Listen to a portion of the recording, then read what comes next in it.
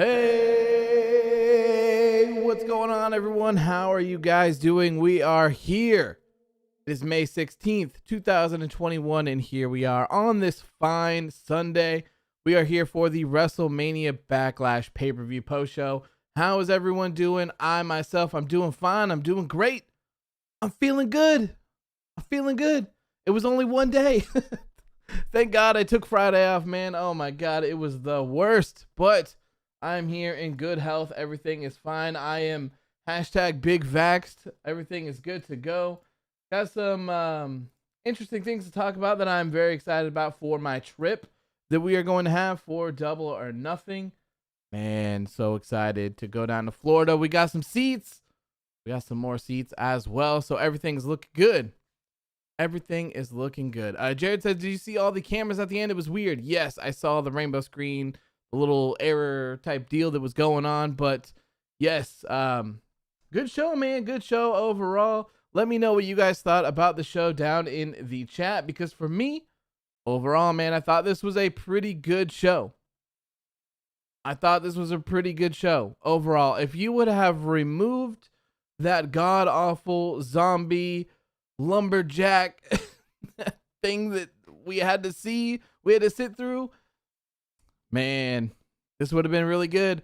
And you know, the funny thing is that I talked mad shit about WrestleMania Backlash from the moment that they introduced the show.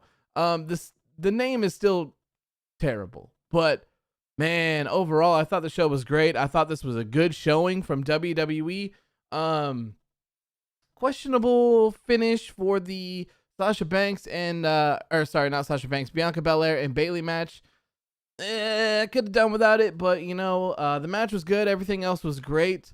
But yeah, just happy to be feeling good. Happy to be back. Happy to see all of you guys. I hate canceling shows and all of that. That is not my thing. I hate doing it. I like consistency and all of that stuff. So here we are. We are back. Everything is back to normal. So let me before we get into it, let me shout out everyone that is here.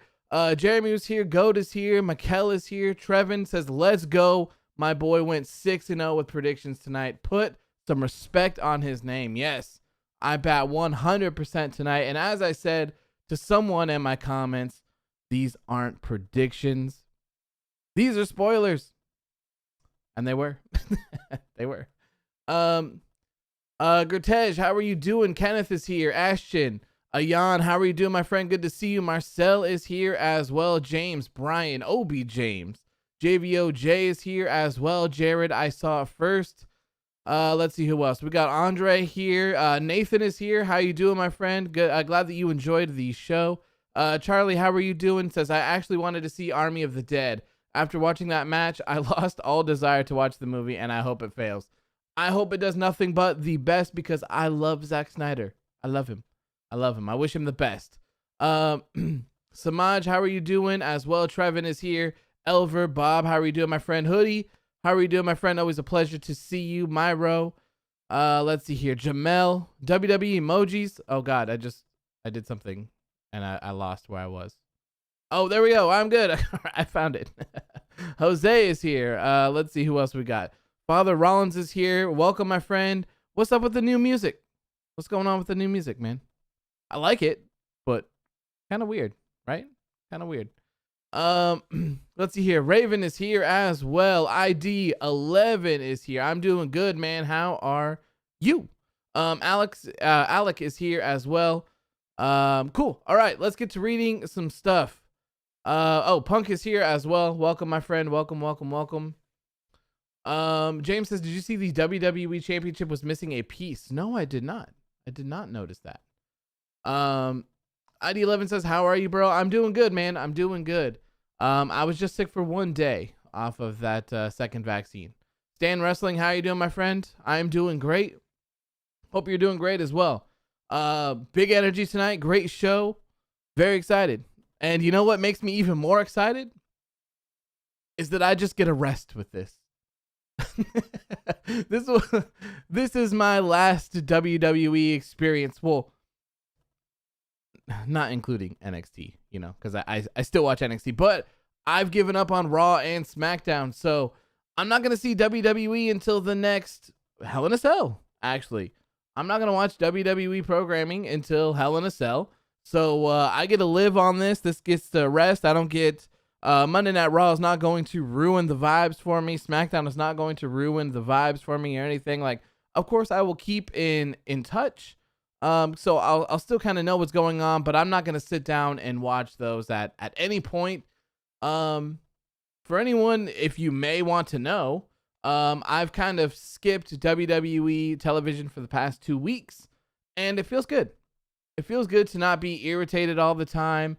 It feels good to like not have to watch something so stupid all of the time as well. Like it feels great. It feels really good. So like still checking in to pay attention is fantastic. You know, on Twitter, that's all you really need to know. But I haven't watched for 2 weeks, and this pay-per-view made complete sense to me. I understood every single part of it. I don't feel like I have missed anything whatsoever. Bob says AOW missed some parts of the show. We'll watch the post show later, sir. Have a good night, everyone. No worries, Bob. Have a good night, man. Pay-per-view was good. If you haven't seen the Miz and John Morrison stuff, Miz and Damien Priest stuff, I would just skip it all together. Skip it all together, man. And then you'll have just a great show. Myra says, can you still post like you normally do? I cannot. Nope. I cannot because I will not be watching them. I will not. I've considered having someone else do it.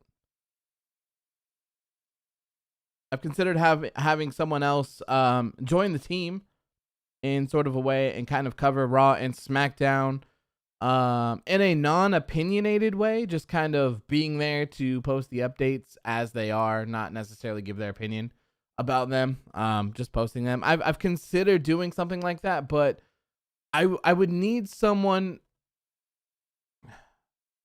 who could like post everything and make sure that there are really good screenshots and stuff like that, and to make sure that the hashtags are proper and blah blah blah blah blah blah blah blah blah. So like the thing, like the person I can set it up so the person wouldn't have, they wouldn't necessarily have like the account, but I could set up like a buffer account or something to where they could post from buffer and it would just automatically go in. So that person wouldn't be able to reply to comments or DMs or anything like that. They'd just be able to post.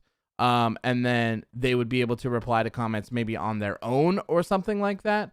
So I think eventually I want to find someone to do that for everything. Like I'm kind of taking this time that I'm doing off to kind of figure out some new maneuvers and do some other things like that. Like I would love to just have someone post straight up results. And I don't necessarily know if I want them on my Authors of Wrestling page or if we want to do like some sort of results page that's different, or maybe like just WWE results on one and then like AEW results on one and then Impact on one, but then like no one wants to really follow like 18 different accounts. So I don't know. I'm still trying to figure it out. It's still kind of a working idea, but yeah. So Myro says, could I talk to you in DMs? Yes. If anyone is interested in doing such a thing, please feel free to DM me on Twitter or Instagram. I will check through them.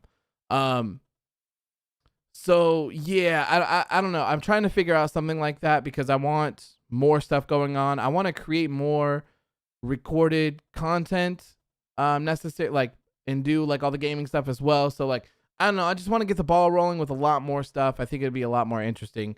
So we'll see how it goes. But if you're interested, please feel free to DM me on Instagram or Twitter. Like I said, I'll chat with you guys and see what's going on and see if we can't put something together. Gertej says, why are they showing Hell in a Cell next month? I think that it's because Money in the Bank is going to be the first pay-per-view with fans in attendance. I think I saw that earlier. I can't remember. The guy's name is Andrew. Does some sort of podcast. He's the one that reported that NXT was moving to Tuesdays. I saw that he posted something on Twitter saying that Money in the Bank with fans in attendance in July, something like that. So that's probably why Hell in a Cell got moved. James says NBA filled in for this 526 and 62 episodes of AEW were moved to Friday right after SmackDown. So please do a 2-week Wednesday special of AEW Underground, baby. Yeah, so AEW Underground will return tomorrow for those interested. I'm sorry I had to cancel on Friday. I was dying. Okay. So yes, AEW Underground will return on Mondays and Fridays. And then I'll try to swap in some other stuff. I want to do some Wrestling Revolution 3D and some Fire Promoter as well. Kind of mix it up a little bit and, have a little bit of fun. That's like what I'm all going on for now. Like I'm tired of the bullshit. Like I just want to have fun. I just want to hang out with all of you guys and just have a blast. I'm tired of being irritated. I'm tired of having like dragged down and watching this garbage. So Zach says, trust me to miss the pay-per-view intentionally. And it actually turns out to be great. You seriously couldn't write this. I know, man. That's what I'm telling you. Like a lot of the times I don't, like before when I wanted to stop watching, I didn't because I knew that if I stopped watching that everything would just be great. So, but I couldn't do it anymore. I had to give up. How's it going, Philip? Good to see you, my friend. Good to see you. DNM says, if Hell in a Cell is in June, I hope they can bring back No Mercy or Cyber Sunday. Cyber Sunday would be cool considering like technology these days. That would be great. Egon says, can you tell about how you booked your tickets for AEW Double or Nothing? Briefly as possible, explain. Sure, I can tell you. So, on Saturday, you were able to buy combination tickets from AEW themselves. So this was a package deal for Dynamite tickets and for Double or Nothing tickets. So my fiance called them up and we got tickets. So we had tickets for Dynamite and tickets for Double or Nothing. The tickets, they're okay. You didn't necessarily get a pick. You just kind of had what they had. So they're a little bit up, but they're still good seats. And then come to find out the next day, my fiance is a part of AEW Heels, which is the women's thing that they do for all the women that are interested in wrestling. So she actually got sent a pre-sale code with amazing seats. So we had no choice. We had no choice but to buy more seats for Double or Nothing. So like we're sitting like 3 rows back. I think we're in the 3rd row back in the front on the floor. So we have incredible seats. The only problem is now we have 4 tickets to Double or Nothing. And so I'm trying to work something out. I'm not necessarily okay. So long story short, what I want to do is I want to do on Instagram, I want to do a giveaway. I want to try to do a giveaway for both of these extra Double or Nothing tickets. They're pretty good seats, and they would be for free. Whoever, if I could do the giveaway, I'll just give them to whoever. But the purchase process was kind of like super like old school style. So I'm not necessarily sure if I can do such a thing at the moment. We had to place the order by phone. They manually took the card numbers, and then they just put our names down for the tickets for both nights. So I'm not sure if we're actually going to get like physical tickets that I can give someone.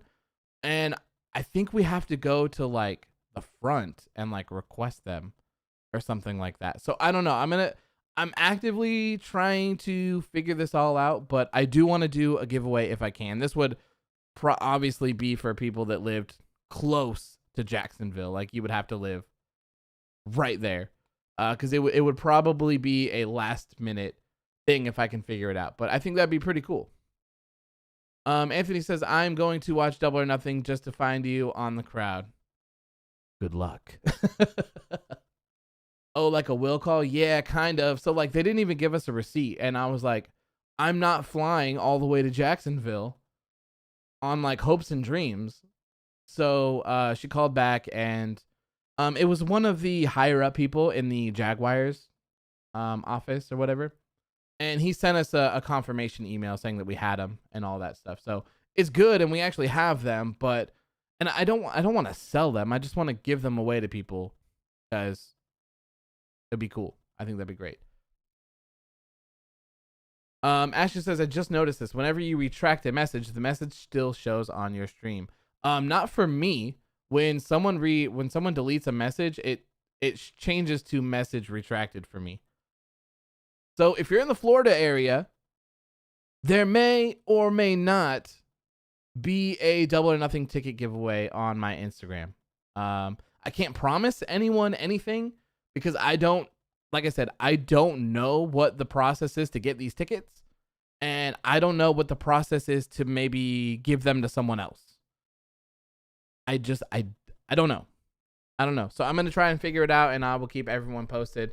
I would think that's excellent, but it's going to be very exciting, man. We have a very booked trip. We get there first thing Friday morning. We'll be there for Dynamite, which will be a lot of fun. Saturday morning, we're driving down to Orlando, and we'll be at Universal Studios all day. Then we'll drive back that night. We have Double or Nothing on Sunday. Then first thing on Monday morning, we're driving back to Orlando, and we are going to Disney World. And then we fly out really late at night on Monday, and we'll be back Tuesday. So, it's going to be one crazy ass trip. Absolutely insane. Raven says, is Double or Nothing airing on regular cable? No, this will be airing on Fight. WWE Emoji says, are you currently living in Florida? No, I do not live in Florida. I've never actually been to Florida before either. I am in Oregon. Ayan says, can you do something, type of a vlog for the journey you're doing? It would be fun. Someone else asked that when I posted about that we got Double or Nothing tickets. I've considered it. I don't know if it would be interesting enough. Considering that I don't necessarily show myself as well. So I'm not sure how all that would work. Maybe. I don't know. I don't have a full answer. Maybe. I have some ideas for some cool stuff to do while we're down there for posting and stuff, but we'll see. We shall see. And maybe if I do film something, maybe I'll try to put it together and I'll try to make it somewhat interesting and then go from there. If it's not, I probably just wouldn't even bother posting it. DNM says, if Cesaro can't win the Universal Championship, I hope he can win Money in the Bank. Yeah, that would be great, man. Cesaro as Money in the Bank, down for it, man. I am down for it. Leroy says, one day, Cesaro is heading to the moon. Yes, I hope so, man. I think tonight really showed that Cesaro can hang with the big boys. I think that Cesaro belongs in the Universal Championship picture now. There's no denying that. That match was incredible from start to finish. Diego says WWE doesn't care what the fans want. They only care about the views, attention, and money. Fans want Lesnar, Rock, and Lynch, but where are they? This is full proof. WWE just wants views. I wouldn't necessarily say that that's the case. I would say that WWE wants money. Yes, absolutely. I don't think they necessarily care about the views, considering that their shows have tanked in the past couple of years. Their viewership is nowhere near where it is or where it used to be. That's for sure. And so to kind of briefly touch on, we've kind of talked about it here and there a few times, but to touch on Lesnar and The Rock specifically, because this doesn't pertain to Becky Lynch, but WWE's money is secure. They have, they've worked deals with Raw, SmackDown, or Raw and NXT for USA and Fox for SmackDown. They have those worked out. They're guaranteed money fully for those. So if they get 10,000 viewers, their money is the same. If they get 10 million viewers, their money is the same, to my knowledge. Obviously, if those things happen, I'm sure someone would be like, hey, we need to talk about this deal because it's not quite working out. But as long as things remain relatively the same, their money's guaranteed. Now with WWE selling the rights to the WWE Network to NBC Universal for Peacock, that is a 5-year deal as well. And their money is guaranteed from that. So WWE's money is streamlined, guaranteed no matter what. So if you're only set to make, let's say you're set to make $10 million on a show, your typical fees for a show, it costs you $3 to run them. So your profit margin is $7 million. So if you have to pay Brock Lesnar $2 million to get out of bed to wrestle on a show, why would you give up $2 million of your own money when it doesn't necessarily matter? Does that make sense? So instead of pocketing 7, you'd only be pocketing 5. Yeah, Brock Lesnar's there, but who cares?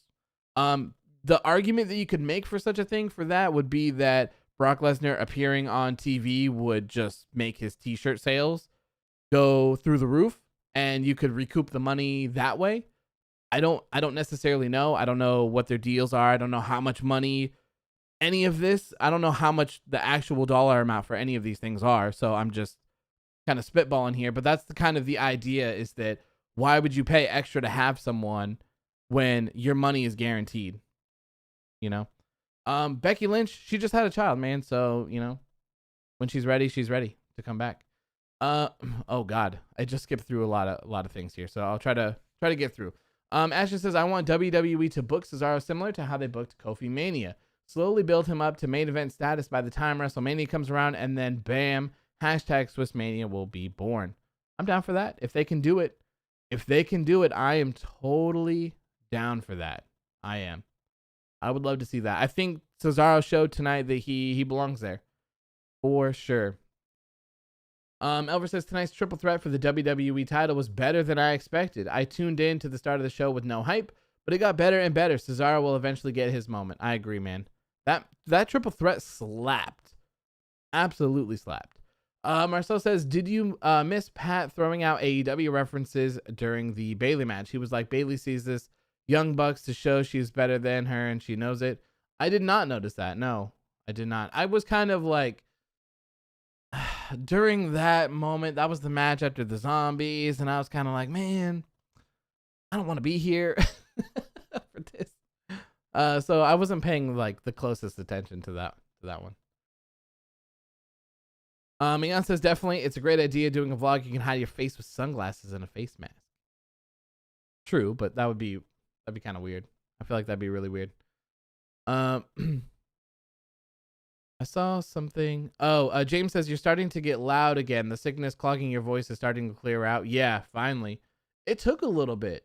It definitely took a little bit. That was one of the biggest things that I noticed was that I had kind of like my voice was altered a little bit, and I was kind of like plugged up for a lot of things. But yeah, it's finally starting to go away, but I still have a cough that I can't get over. The whole time that I had COVID, never had a cough. Not once.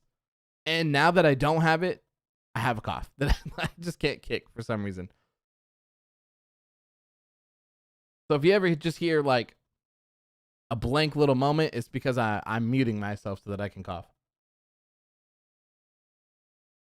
Philip says it's going to be on live tomorrow. What is? Let me see if I can scroll up. Did I miss something? Oh, Philip says please bring back the Nexus. Yeah, I don't know, man. I don't know. Let's see here. Welcome, Shelvis. How are you doing, my friend? Justo says Lesnar and Rock can stay home. I don't know, man. I would love to see both of those guys show up. I think that Bobby Lashley versus Brock Lesnar right now would be incredible. Give it to us at SummerSlam if you can. Of course, Bobby Lashley defeats and retains. That's my story. And then Rock, man. We have to have Roman Reigns versus The Rock right now. We have to. We have to. It could be a whole head of the table type thing, where he's like, nah, bro, you're not the head of the table. Like, I'm The Rock. It doesn't get better than me. It never will. I'm The Rock. I'm the head of the family. I'm the head of the table. You all are eating because I was here first. So I would love to see that. And of course, Roman Reigns would go over. That is WrestleMania. If they can do that at the next WrestleMania, oh boy, that would be incredible. I would love to be in the building for something like that. Basili says Jimmy Uso is nobody's bitch. I want to buy that shirt. It's pretty funny. A pretty funny shirt. DNM says if Bobby Lashley is going to drop the WWE Championship to someone, I say have Cesaro win Money in the Bank and have him drafted to Raw and cash it in on Lashley to become the WWE Champion. I wouldn't be mad at that. I wouldn't be mad at that at all. Although, like, I kind of feel like it would, if he won the Money in the Bank, so they would have to make it to where you could only cash in on your brand, and you could just have it be like Cesaro's like teasing to cash in on Roman, but then a draft happens and he gets screwed and goes over there, and then he can't cash in on Roman. That would be the better way to do it, because if he could and didn't, I feel like that's just kind of like a bitch move, like, well, I can't beat Roman, so I guess I'll just I'll just go challenge Bobby kind of idea, you know what I'm saying? Elvis says I want Bobby Lashley versus Brock Lesnar, but I don't want it to be for the WWE title. I think Bobby would win. I don't mind if it's for the WWE Championship as long as Bobby Lashley retains. I don't think it hurts anything. Reader Marcel says look at Batista's new tweet. I'm assuming that's what you're saying. Batista. Hold on here. Batista. Oh, he's Dave Bautista, isn't he? Yeah. Someone says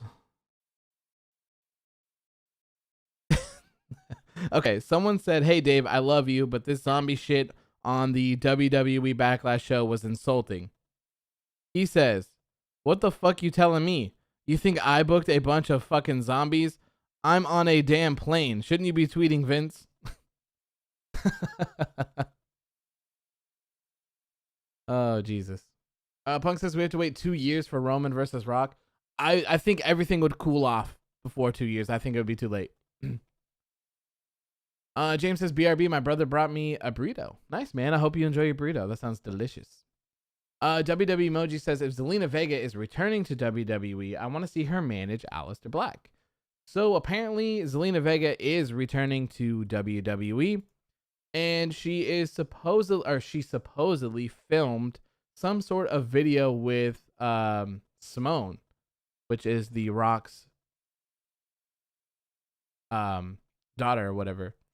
So they're probably going to be paired together. So that means she'll be in NXT. And I'm wondering if, since she's going to be in NXT, does that mean that all of that third-party stuff doesn't apply to her? Will she be able to stream on Twitch and do her OnlyFans kind of stuff? I don't know. I saw first says, I guess we will not see another Fiend appearance until SummerSlam. I don't know, man. I have zero updates on the Fiend, and I have I have no idea. I haven't heard anything on Bray Wyatt whatsoever. Let's see here. Andre says Cesaro versus Rollins again. Probably, yes. Probably. Jose says, where was the Intercontinental Championship match? It is actually on SmackDown this coming Friday. It's on SmackDown. It's a Fatal 4-Way match. Zach says, oh, I know it's off topic, but did you see Kazarian's tweet with the image of Daniel's eye? Yes. I did see it. I saved it. I was going to post it, and I forgot to. It looks crazy. Absolutely crazy. Marcel says, by the way, they're doing Omega versus Moose early because Moose's contract is going to expire, and this is his last match. So Moose is going to leave Impact? Well. That just throws all of my predictions right out the window, doesn't it? I had a Moose being the one to take the title from Kenny Omega, but apparently that doesn't seem to be the case anymore. I have no idea who it will be. Marcel says, the reason SU didn't get a celebration was because Daniel's eyes are really messed up. The Bucks tweeted it. Okay.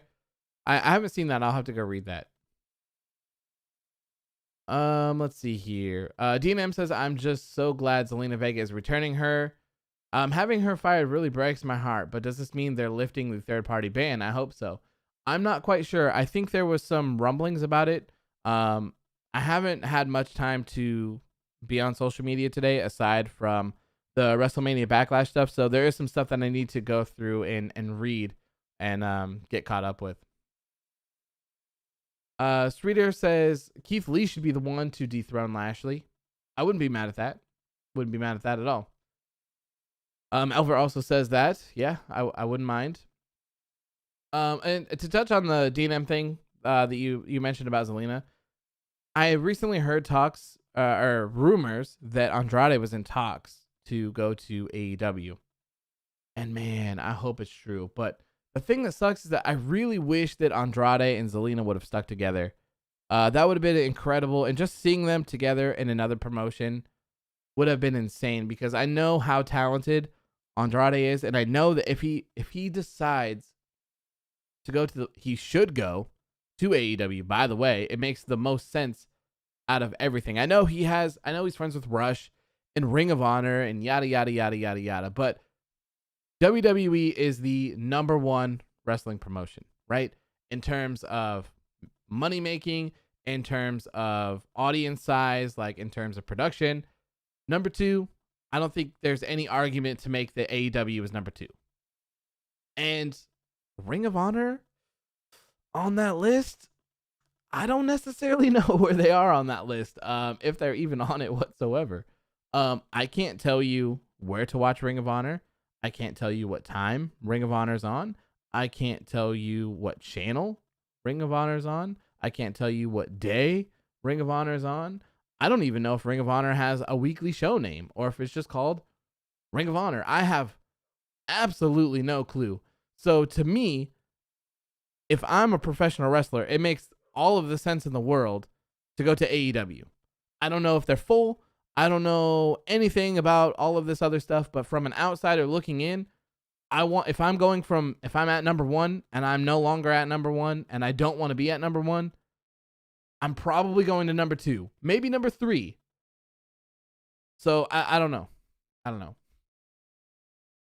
Reader says, oh God, the chat jumped. Marcel says, I know what's happening with Wyatt. Apparently he's taking some time off due to gaining depression from Brody Lee passing. That was a rumor from someone who is not credible. From from someone who I'm told has been removed from things plenty of times. No one else has ran with that story to my knowledge. I don't think, unless things have changed. So I'm not gonna roll with that. I'm not gonna touch on that. Somebody's well-being. I have absolutely no clue. I personally, I don't believe it. It's not from a source that I trust. So I just skipped right on past that one. Diego says WWE shop also has a nobody's bitch for Jey Uso for some reason. Maybe that tells you that Jimmy and Jey are going to turn on Roman Reigns, possibly. Maybe Jimmy will convince Jey that he doesn't need to be there, and then something will happen between the Usos and Roman Reigns where they both come back. Potentially, maybe. Kenneth says, we all know Hangman will win all the titles to return them to each promotion on his brand new lawnmower. Kenneth, I think someone's mentioned that before. I think that is... I love that storyline so much. Like, it would be so funny if they had Kenny Omega versus Hangman Adam Page for all the championships, and Hangman Adam Page wins them all, and then he just drunkenly, randomly shows up to some other promotion and is like, hey, bro, I think you guys lost this, or like, hey, this belongs to you. Like, I don't know what to do with this. Like, I don't want this. I don't think that kind of gives off a bad vibe, I guess, for that world championship, but I think it's hilarious. I think it'd be a hilarious story to do something like that. Anthony says, we need a new typical daily question. Where is Keith Lee? Well, Anthony, I am glad you asked about Keith Lee. If we need a new typical daily question, boy, do I have an answer for you. And I hope you guys are sitting down, because I have the latest breaking news on Keith Lee. You are not going to believe it. Drum roll, please. There is no updates on Keith Lee. Punk says, don't worry. Your Andrade shows up at Dawn. Oh my God, the chat scrolled. Shows up at Dawn and challenges Kenny Omega. I'm glad that you said that. I'm glad that you said that. I was thinking about that, and I was like, man. I was talking to my fiance, and I said, we're like on the floor, and we're like, we're in the third row on the floor. And I'm like, what if Daniel Bryan shows up? Sorry, what if Bryan Danielson shows up? Like, what if he's just on like a 3-match contract or 4-match contract, something like Matt Cardona did. I'm like, or what if Andrade's facing Kenny Omega for the AAA Mega Championship at Triple Mania? What if Andrade shows up? Like, yes, this would be the greatest day of all time. I'm so excited. Man, I can't tell you how excited I am for Double or Nothing. Britt Baker is going to win the championship. Someone cool is going to show up. I hope if it's not Andrade or Bryan Danielson, I hope it's someone from New Japan, like Okada or Naito or Kota Ibushi or something like that. Oh, man, it would be so good. The Stadium Stampede we're going to see as well. Lots of really good stuff. Diego says, rumors said that Mia Yim was supposed to debut on SmackDown 2 weeks ago, but she got delayed to last week, and it didn't happen, so let's hope it happens this week. Yeah, I would hope so as well. Yeah, she was supposed to debut on the Throwback Edition, but didn't due to time constraints, I guess. I saw Marcel says, wasn't it Fightful that reported it? No, it was not. They said that he has been backstage, and they don't know the actual status of him. And I believe they said that he wants to be on TV. The thing from Sean Ross Sapp was saying that the other guy you can't be trusted, was what I saw. Unless things have changed. Things may have changed, and I maybe didn't see him. Sean says, can I tell you what I think should have happened? Of course. Of course. That's what this is all for, my friend. That's what this was all for. DNM says, looks like we're going to have Bianca versus Bayley inside the cell. This is the next pay-per-view is in June. Very possible. Very, very possible. I saw first as Zelina made more money on Twitch than WWE paid her. I very much doubt she signed with WWE and let go of her Twitch money. Yeah, but the one thing is that She hasn't streamed on Twitch in 3 months. That's what makes me question it all. That's all. Mike says, hey, OW, checking in just now, so I'm a little lost in the current conversation, but I really wasn't impressed with the show, to be honest. Crazy, man. Crazy. I thought tonight's show was great. And goddamn it, my chat scrolled again. Okay, I need to read through these faster. But I thought tonight's show was great, aside from the zombie stuff, and of course we'll get to that in just a minute, since we're about 40 minutes in already. Let's see here. WWE Emoji says, here's a fun fact. Summer begins on June 20th, and it's typically hot during that season. Hell involves heat, and WWE is probably doing Hell in a Cell on that date. Interesting. Fair enough. Ashton knows. There is no update on Keith Lee. I was really happy to see Ricochet. Guy's amazing. He is. Anthony says, you need a drum roll on your soundboard. I really do. I really, really do. Okay. My thing keeps scrolling, so I'm just going to scroll all the way down and just jump in here. DMM says, if I'm being honest, Roman should hold on to the Universal Championship forever. I don't disagree with you at this point. I don't. Roman Reigns is incredible. Incredible at the moment. Best. He is on top of the world. He is number one in all of wrestling, if you ask me. Number one. And that's without a doubt. There's no arguments to be made. No one else is near Roman Reigns right now, if you ask me. No one. No one. Zach says he got us with the Aleister Black teaser again. Remember when you did the whole drum roll for Aleister Black news and then nothing, and then you pulled the same thing with Keith, my heart man. Yeah, that was the whole point. That was the whole point. Because he's the one, Anthony's the one that always asks the typical Aleister Black question, just to get it out of the way, because everyone always asked. So yeah, I need to add a drum roll to the good old soundboard. Sheamus doesn't care about COVID. I'm assuming you're talking about the smiling thing. CM Punk says, one question, why does Sheamus play with everyone's mouth? I have no clue, man. I certainly wouldn't want my fingers in someone's mouth. And I certainly wouldn't want someone else's fingers in my mouth either. So it goes both ways. Can we talk about the show? Yeah, we'll talk about the show in just a second here for sure. Ash says Alina's trolling us. Maybe. But giving up 3 months of Twitch, your subscriber count would have to fall off drastically because no one's going to pay for nothing. You're really hoping to see Eva Marie or Alexa Bliss do something tonight? I'm kind of glad that they didn't, because I think the show was good for me. Boosted says they have good pay-per-views, but can't build some storylines on the weekly shows for Raw. That's why I stopped watching them. Like, just couldn't do it. Leroy says, what about Kenny Omega? Kenny Omega is number 2 for me, but the distance between number 1 and 2 is great. Myro says, if you ask me, it shouldn't be Rollins to beat Roman. It should be Black. Looks like Aleister Black is going to get pushed on over to Monday Night Raw. So I don't know about that one, man. I don't know about that one. Let's see here. Myro says, do you think with Ricochet turned into a heel, you would think he would be a top heel with his moveset? I don't know. I think that Ricochet could be a good babyface. I don't know why he has to be a heel. But at the end of the day, I think he's extremely talented, and I don't understand why they don't use him better. I really don't understand. It doesn't make any sense. Aleister Black hasn't been officially moved to Raw yet, to my knowledge. It's just something that's being thrown around. But I don't know. Maybe you'll see a promo video for him tomorrow. I don't know.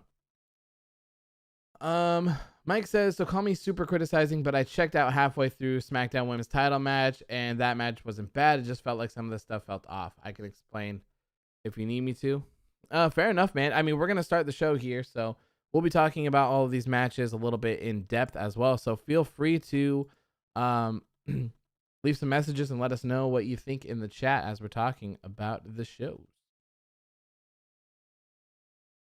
Andre says, Aleister Black had a promo on the last SmackDown. Why would he be moved to Raw? Did he?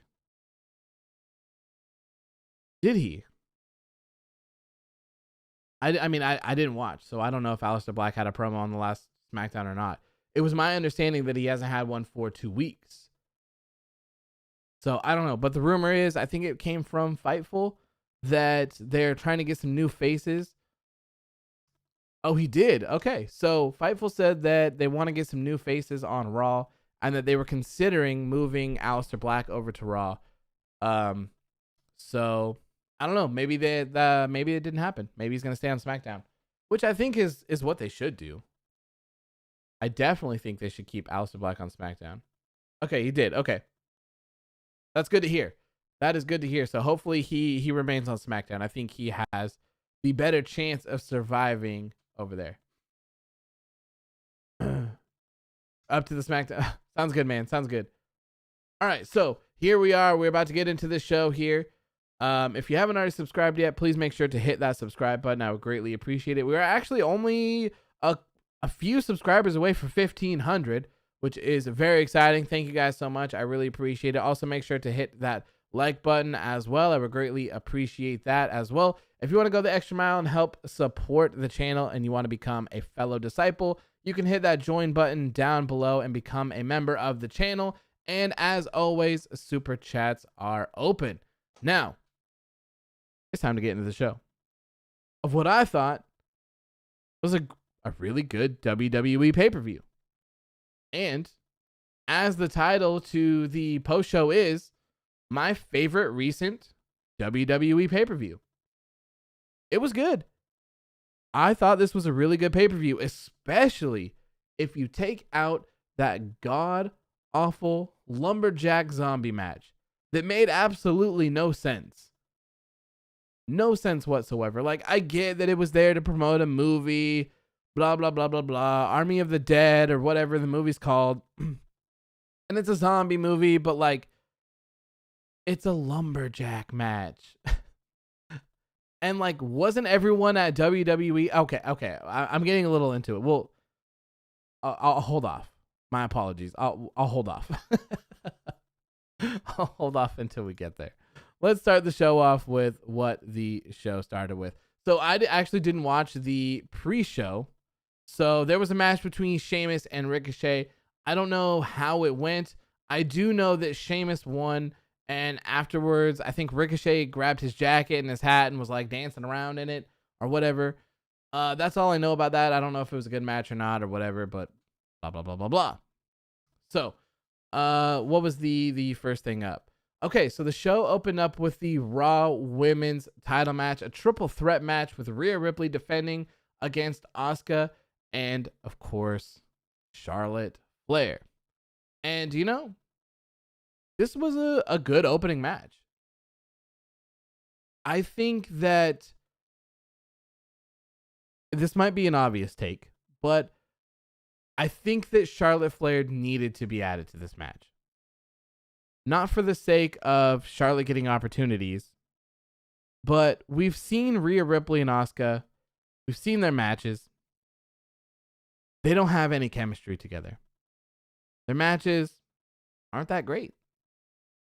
They are not that great. They don't connect. Rhea Ripley is great.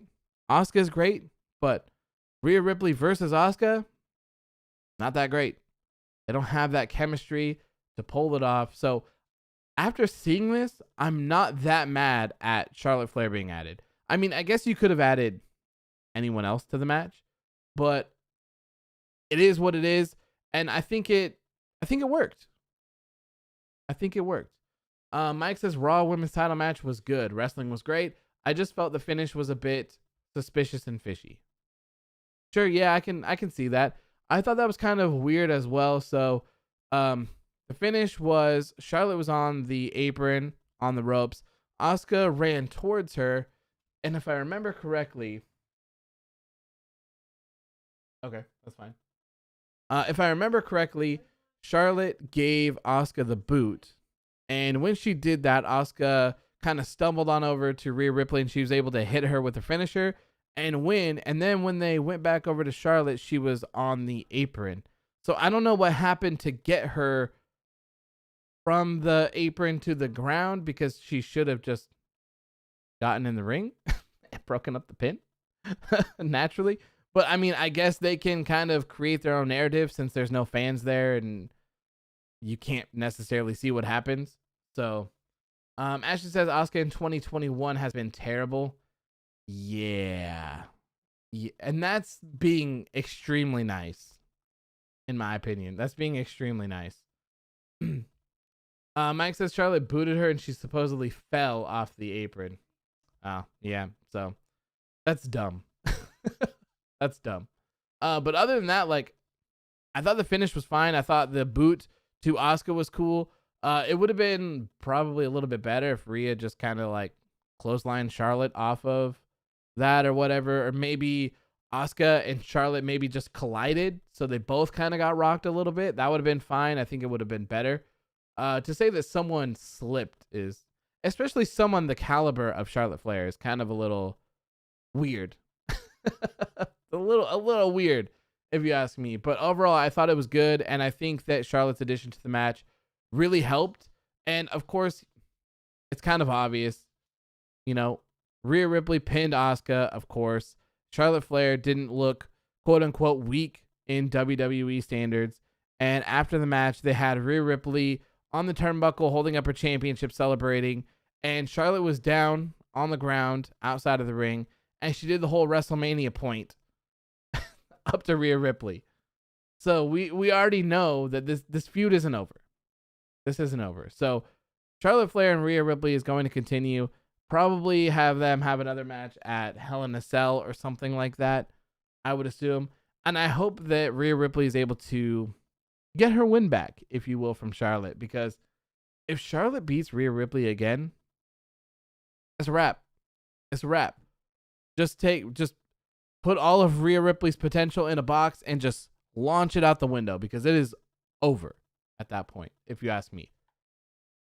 Myra says, is it just me or does Io need to hurry up and debut? I don't think she's done with NXT. She did an interview on NXT and said that she just needs a little bit of time off, if I remember correctly, and then she'll be back and she's going to go for a rematch for the NXT Women's Championship. James says, I tell you what, man, that burrito was such good shit. And last night I watched Impact Under Siege, and it was also such good shit. Well, I'm glad you enjoyed it, man. I'm glad you enjoyed it. I was actually out all day, so I didn't get to watch Impact Under Siege, but I did kind of keep my ears to the streets, if you know what I mean here. With the streets being Twitter. WWE Emoji says, I have nothing against Charlotte Flair. She's talented. I just think she should take a break from the title scene. Yeah, I would agree. But this is the problem that you have when you only use a certain amount of people. Like, you never have those people who can step up to the plate and be a believable challenger. Like, can we sort through WWE's roster on their website? Can we sort through, like, can we filter them by men and women and what brand they're on? Because that would be amazing if we could.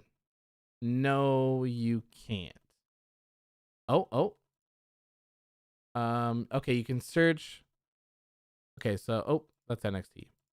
Raw. Okay, so I'm going to go through the Raw Women's Division. I'm going to look down on, these are all of the people that are on the Raw Women's Division. We have Alexa Bliss, Asuka, Becky Lynch is on here, but she hasn't wrestled in God knows how long. Charlotte Flair. For some reason, Charlie Caruso is on here. Dana Brooke.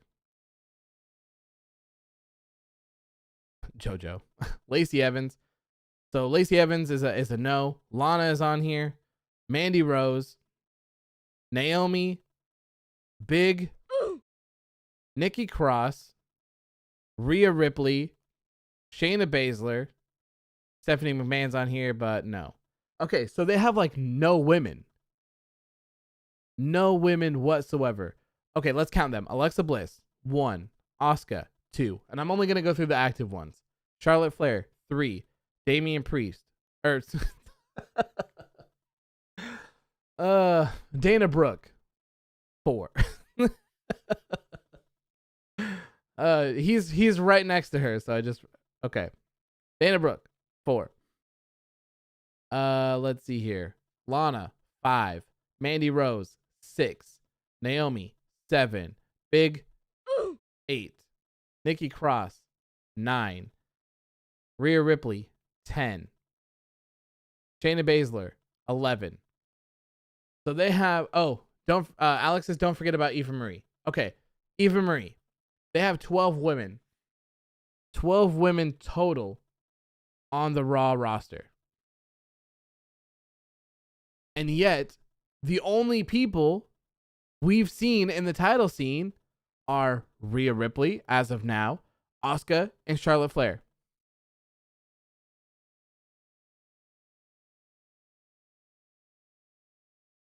So I don't know how updated this is. Oh, well, Natalya and Tamina are listed as the WWE Women's Tag Team Champions, but Big and Shayna Baszler still have them in their pictures. So WWE has 12 women to work with on the Raw roster, and they're not doing anything with any of them. Let's do the SmackDown. Let's do SmackDown one really quick. I'm going to type this in so I don't forget. Raw 12. Okay. All right, SmackDown. Go to SmackDown. We have Bayley, 1. Bianca Belair, 2. Carmella, 3. Liv Morgan, 4. Natalya, 5. Ruby Riott, 6. Sasha Banks, 7. Tamina, 8. SmackDown, 8. Okay, so there you go. 12 women to pick from on the Raw side, 8 women to pick from the SmackDown side. And keep in mind that previously, Big and Nia, or Jesus, words. Big and Shayna Baszler are on the Raw roster, and they were floating over to SmackDown. Now they are supposed to stay on Raw. So 12 women to 8 women. That's not enough, man. That's not enough. Alex says do NXT. Ooh, NXT might be a lot, though. All right, let's do it. NXT. Aaliyah, 1. Candice LeRae, 2. Dakota Kai, 3. Ember Moon, 4. Indy Hartwell, 5. Io Shirai, 6. I'm not gonna count Jessamine Duke. Casey Catanzaro, 7. Caden Carter, 8. Mercedes Martinez, 9. Raquel Gonzalez, 10. Saray, 11. Shotzi Blackheart, 12. Tegan Knox, no. Toni Storm, 13. Vanessa Bourne, 14. Xia Li, 15. And Tian Shaw would be 16, who is not on this list either. So NXT, 15 or 16. And that's because I don't know what Marina Shafir or Jessamine Duke are doing. So you could argue that there's +2 as well. So Raw has 12 women. SmackDown has 8. And NXT has 15, 16, or 18. Safa says also Zeta Ramir. Okay, so there you go. So NXT has somewhere, you could argue that NXT has somewhere around 20 women. Did I mention Zoe Stark? Nope. Didn't mention Zoe Stark either. She's not on the list. That's another one. So, okay. So NXT has like 20 women, at least. Warrior says Vanessa was called up a while ago, just never used. Yep. Yeah, I know. Frankie Monet, another one. Like, there's easily over 20 women on NXT and 8 on SmackDown. So that's why you get those 3-minute matches. Skinny says, are you excited for Double or Nothing? Hell yes, I'm excited for Double or Nothing. Yes. Gigi Dolan and Cora Jade as well. Okay, so 25. This number is easily going to like 25 to 30 for NXT. That's crazy. The new girl in the Top Dollar brand, yes. Jessica Maya. Yeah, so like NXT has a bigger women's roster than Raw and SmackDown combined, easily at this point. Jaden, how you doing, my friend? Good to see you, Hacker Man. Hope you are doing well, my friend.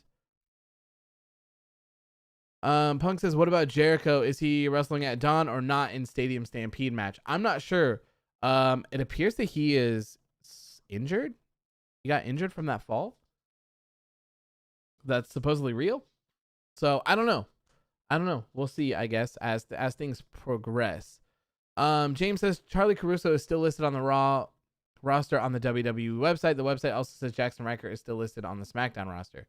Yeah, so they clearly haven't updated it in quite a while. They have their champions, but nothing else. Alex says, out of AEW, NXT, Raw, and SmackDown, who has the better women's division? I would say NXT, AEW, Raw, and then SmackDown. That's how I would do it. Anthony says, I'm back. What's going on? We're just getting into the show, just talking about the first match and about how they need to have some more women in these matches and do everything. Like, we don't need to see Charlotte Flair and Asuka in absolutely everything. We don't. There's 12 women on that roster to our knowledge. That's maybe we're forgetting some or something like that.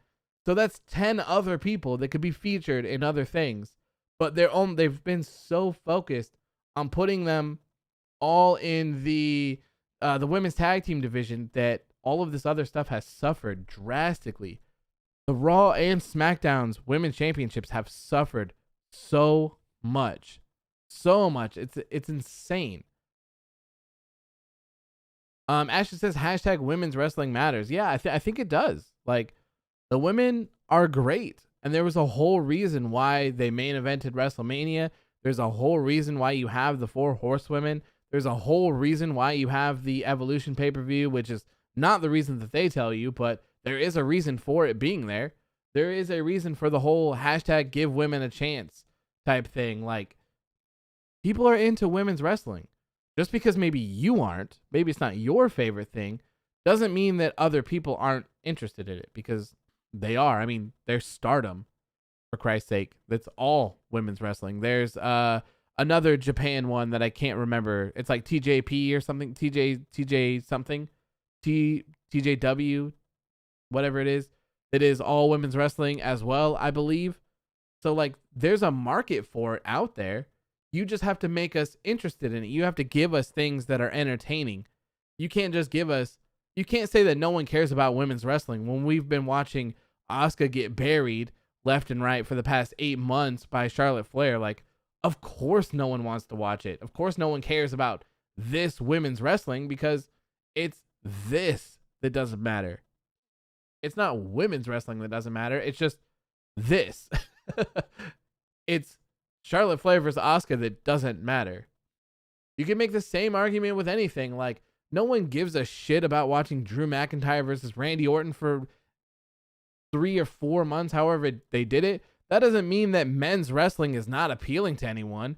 It just means that Randy Orton versus Drew McIntyre for 3 months sucks. That's all it means. Skinny says that Thunder Rosa, Britt Baker, and Mickie James are their faves. Nice. I love Britt Baker, man. I can't wait to be at Double or Nothing to watch her be crowned the new women's champion. It's going to be so exciting. They could have used Nikki Cross. They could. I don't think she's out for any reason. I don't think so. Ashley says, whatever happened to Mixed Match Challenge? I'm not sure, but I loved Mixed Match Challenge.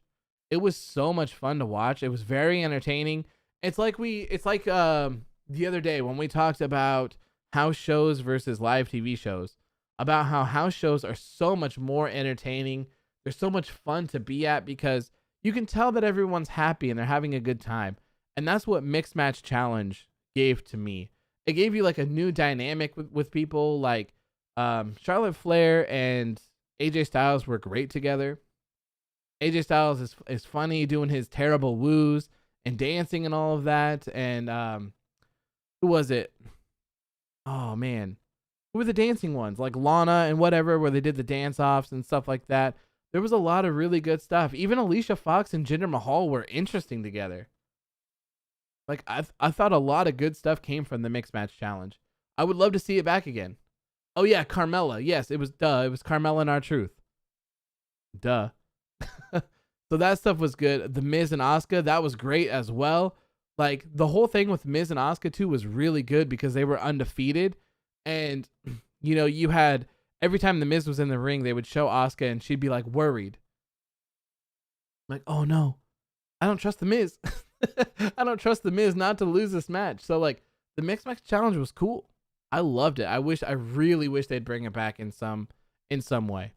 It sucks that it was like a Facebook exclusive because Facebook sucks, but it'd be cool if they brought it back. The Fabulous Truth, yes. The dance break, yes. Skinny says, I was there for AJ and R-Truth doing the splits in Portland. That's awesome. That is awesome. I feel like I was probably at one. I might have been there too. If it was in Portland, I was probably there as well. Yeah, Asuka. Yes. WWE Emoji says Drew versus Bobby almost main evented night one. So glad they changed it just in time. Yeah, for sure. Did you know that Impact's Kimberly is married to Nash Carter? I did not. No. So next up we saw kind of the backlash, if you will, from Dominik being assaulted by the Dirty Dawgs, everyone's favorite uncles, Uncle Rob and Ziggy. They beat up Dominik, and the WWE doctor said that he suggests that Rey Mysterio finds a new partner for the tag team match tonight. So I was like, damn, they're going to bring someone back? They're going to debut someone right now? Like, this is not the time, considering you're going for this whole, like, historic father-son moment thing, and, like, they should be the ones to win the titles. They probably should have won them at WrestleMania, if I'm being honest. And if I'm being even more honest, I really feel like Natalya and Tamina should have won the women's tag team championships at WrestleMania as well, but that's a story for another day. Mike says it's obvious why Mixed Match Challenge is gone. Vince saw it and was like, they're having too much fun. We need to have some control. This is madness. Just ask Ken Anderson about creative freedom. I wouldn't be surprised if that was the case. I wouldn't be surprised. Safa says the Dirty Dawgs have some great tag team offense. I like, I'm not going to lie. They've grown on me. They've really grown on me as a tag team. So what ended up happening here is Rey Mysterio, this match is next up on the card. So Rey Mysterio enters the match by himself without a tag team partner, just a handicap match. And Rey Mysterio is doing very, very well at the beginning. He's on top of it all. He's beating up Uncle Rob. He's beating up Ziggy. He's whooping ass all over, inside the ring, outside of the ring. He's doing everything that he needs to do. And I feel like it was kind of obvious at that point when he didn't have a tag team partner. I feel like it was obvious that Dominik was going to do the whole run-in thing at the end. It didn't pan out exactly how I thought. I thought it would be very last minute towards the end. Dominik would run out, get the hot tag, do whatever it is that he needs to do. His frog splash or 619 or whatever, and would have won it instantly right there, but that's not necessarily what happened. Rey Mysterio and everyone's favorite uncles, the Dirty Dawgs, they beat the hell out of each other. Everyone was gassed. Everyone was down. Everyone was out, and Dominik came limping to the ring, came up to the apron, and he wanted the tag from his dad, but Rey was like, no. So I can't remember who was in the ring with him, but, he went toe-to-toe with him for a little bit, ended up getting the tag into Dominik, and it wasn't very exciting. It didn't go exactly how I thought it would. He kind of just essentially joined the match. Nothing special happened out of it. He just kind of joined up. Eventually, Rey Mysterio gets back in as well, and Rey Mysterio launches, I believe, Robert Roode into kind of near the turnbuckle, if I'm being honest. Rey Mysterio goes, hits the 619, knocks Uncle Rob down. Rey Mysterio goes and tags Dominik. Dominik goes up, hits the frog splash, and they get the 1, 2, 3. Great match. Even with the handicap stuff going on, I still thought that this match was great. And one of my favorite things about all of this is that at this point of the show, we were just like an hour in. We had 2 matches They were like 30 minutes long. I love that. I love to see that. I'm very happy that WWE has kind of changed their play with the network stuff. Maybe that's because watch time doesn't matter as much since they're getting a check from NBC Universal. But I really, really, really prefer the short and sweet.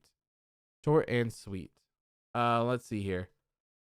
So the Raw Women's Championship, it's all up on Cage Match.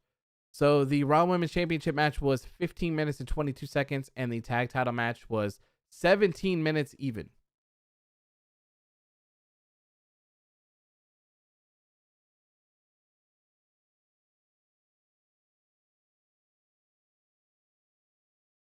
That is some stuff that I love to see there. I like the longer matches. I feel like it makes everything feel more important. Everything is more important when they're longer. If you have a title match, unless it's like under weird circumstances or like it's a huge random upset, like title matches shouldn't be like 4 or 5 minutes. You know? Rhea Ripley, Asuka, and Charlotte Flair at 15 minutes and 22 seconds. Like, I'm not mad at that at all. I'm not mad at that. I think that was great.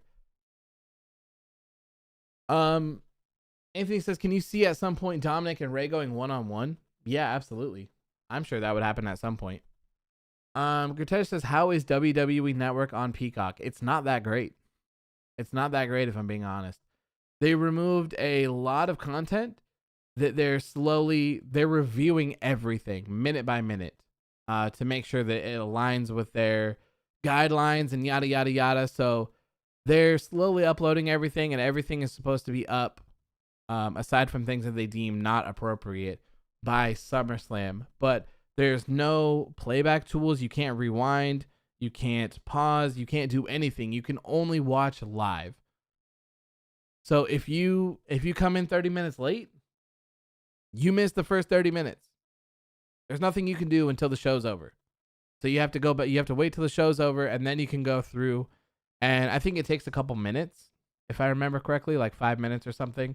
And then it will become like a video on demand, and then you can scrub through it like you normally would. And it sucks. It's that way. It really sucks that it's that way.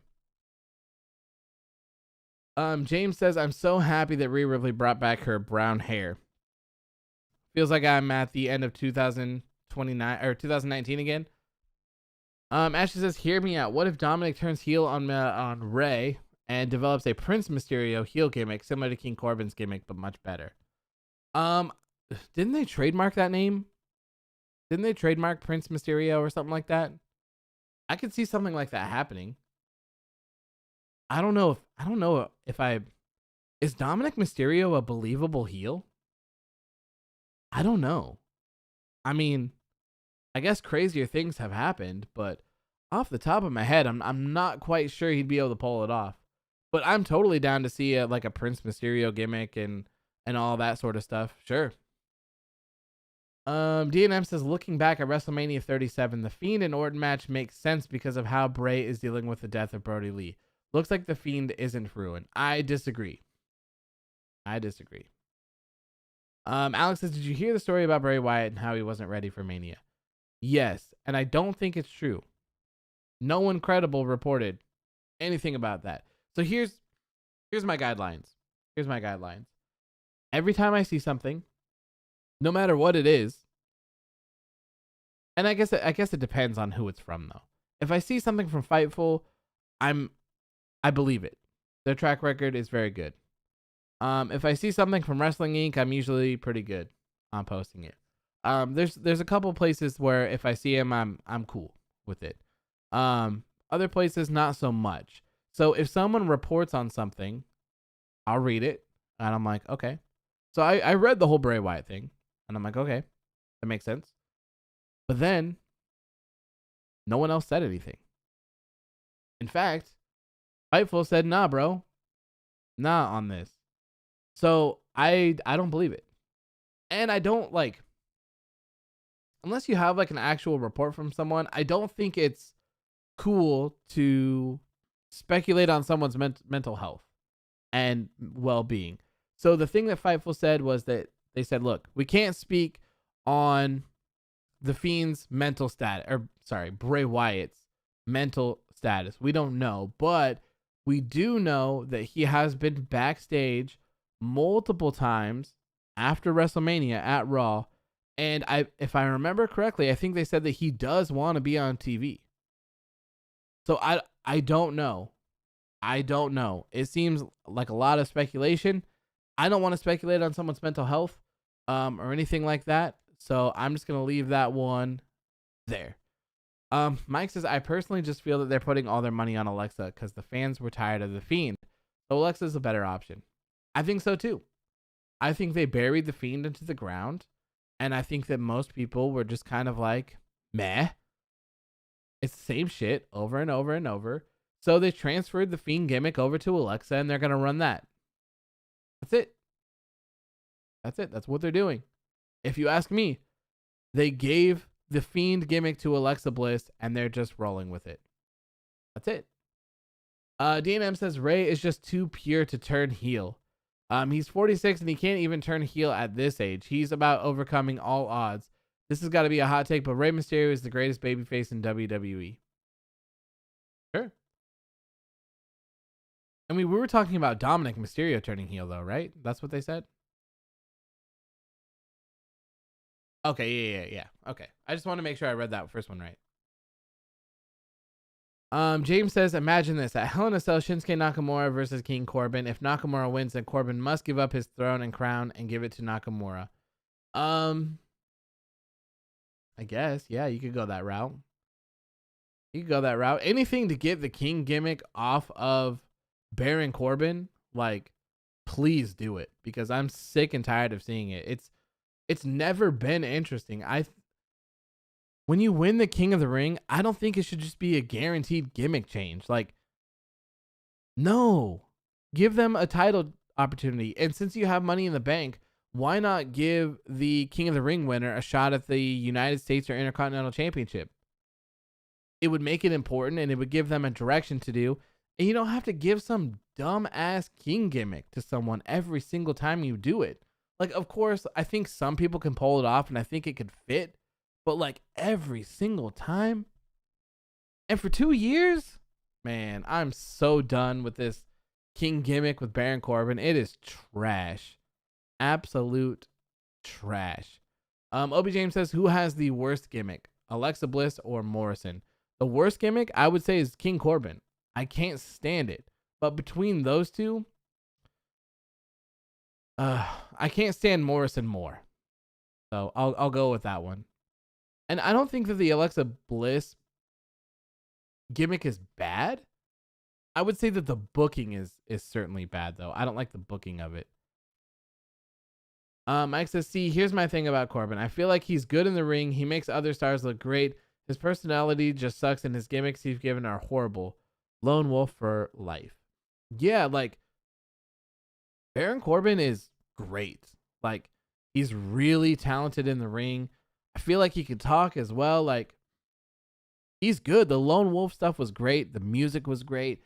The entrance was great. The presentation was great. Like, everything was really good about it. But the nonstop feuds for 7 months killed him.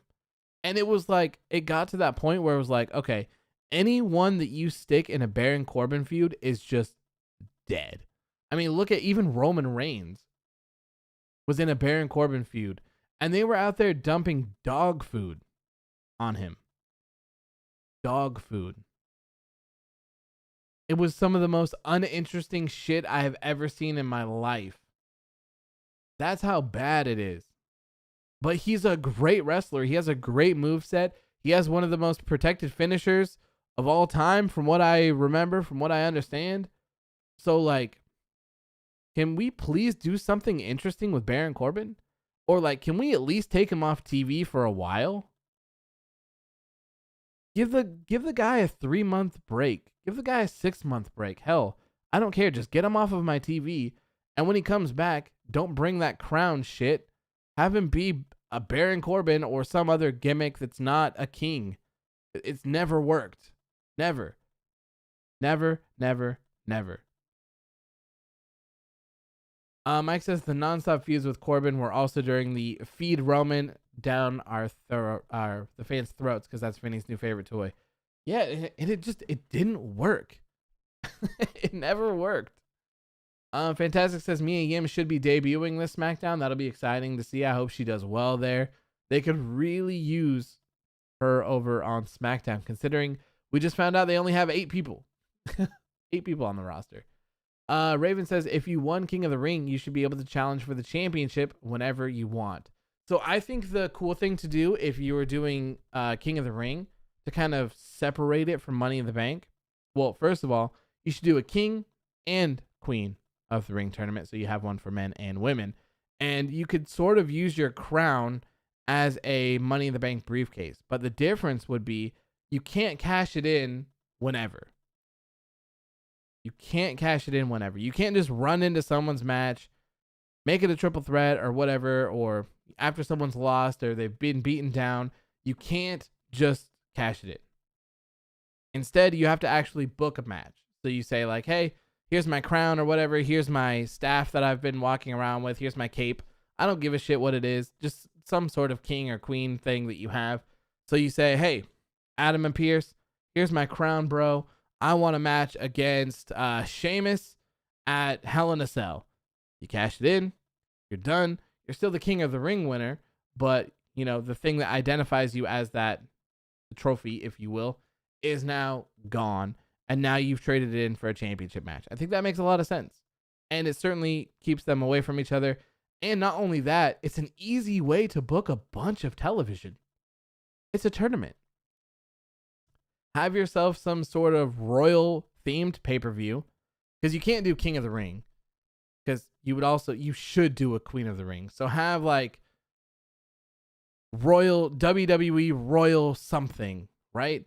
So it's like a kingly, like a royal family type feel to it. And then you have the finals to the King and the Queen tournament. And then you could just book it like a normal pay-per-view, but you have those in there. Those should be somewhere towards the end of the show or whatever, where you have a ceremony afterwards as well. And then leading up to that, you could literally do your 4 weeks of television centered around that, to where your tournament ends at the pay-per-view. You see what I'm saying? So now you could have 2 matches, 2 matches, 2 matches, 2 matches, 2 matches. Bam, all the way at the finals at the Royal pay-per-view. It's easy. The whole entire month writes itself. That's all you have to do. It's beautiful.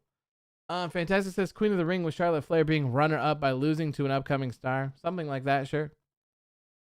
Obi James says they're just going to book a crown on a pole match. I wouldn't be surprised, man. I wouldn't be surprised. I really wouldn't. I've saw the gifs of Shinsuke Nakamura like blowing a load over having that crown. Like, I saw it, so I wouldn't be surprised. Trevor says maybe they can book the finals as something like Clash of Champions. That's fine too. That's fine too. Anything. I just think that they should bring them back. I think it's an easy way to book a contender. And I also think that it's an easy way to elevate someone. You know? Elevate someone into a division where you didn't think that they belonged. Easy to do that. And even if they lose, you could still argue that they, held their own. Like tonight, when we talk about Cesaro and Roman Reigns, he held his own against him. That loss is not a bad loss for Cesaro whatsoever. Eon says, did you see the poll Ryback did on Twitter? Everyone was voting that he retire. Yeah, I saw that. I saw that. James says, I think Deonna Purrazzo and Hikaru Shida should not lose their titles until they face each other. I disagree. Britt Baker should dethrone Hikaru Shida. 100%. And then we can have Deonna Purrazzo versus Britt Baker. That would be incredible. Ashton says they'll have a match with a fancy name like King's Court. Yeah, I wouldn't put that past them. Something like that. DMM says Nakamura with the crown brought flashbacks back to himself with the crown in New Japan. I love that moment, man. Yeah, that was flames. That was good times. I saw a lot of people posting that. All right. Oh, man. Next up. Here we go. It's about to get ugly. The next match is a Lumberjack match between Damien Priest and The Miz. Only one interesting thing here. The Lumberjacks were not the wrestlers from the locker room. The Lumberjacks were the undead. We had some good old-fashioned zombies as the Lumberjacks tonight for the match between Damien Priest and The Miz. Now listen. To me, sometimes I don't mind the weirdness. Sometimes I can overlook the weirdness when things happen, and sometimes I can accept them. I can accept them. This, not so much. The reason why, because it has literally zero tie-in with anything that they're doing. Nothing. Absolutely nothing. If this was some sort of Extreme Rules, the horror show at Extreme Rules, you know, where they were going with that whole spoopy vibe, and it was the Fiend, and it was everything is scary. Like, okay, I understand, right? That fits.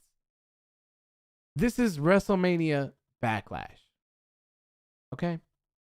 This is Damien Priest, who has like vampire vibes to him, right? But like, he's not like weird. Like, he's not like sucking people's blood. He's not doing like weird shit. He's just a cool guy, right? Then you have The Miz.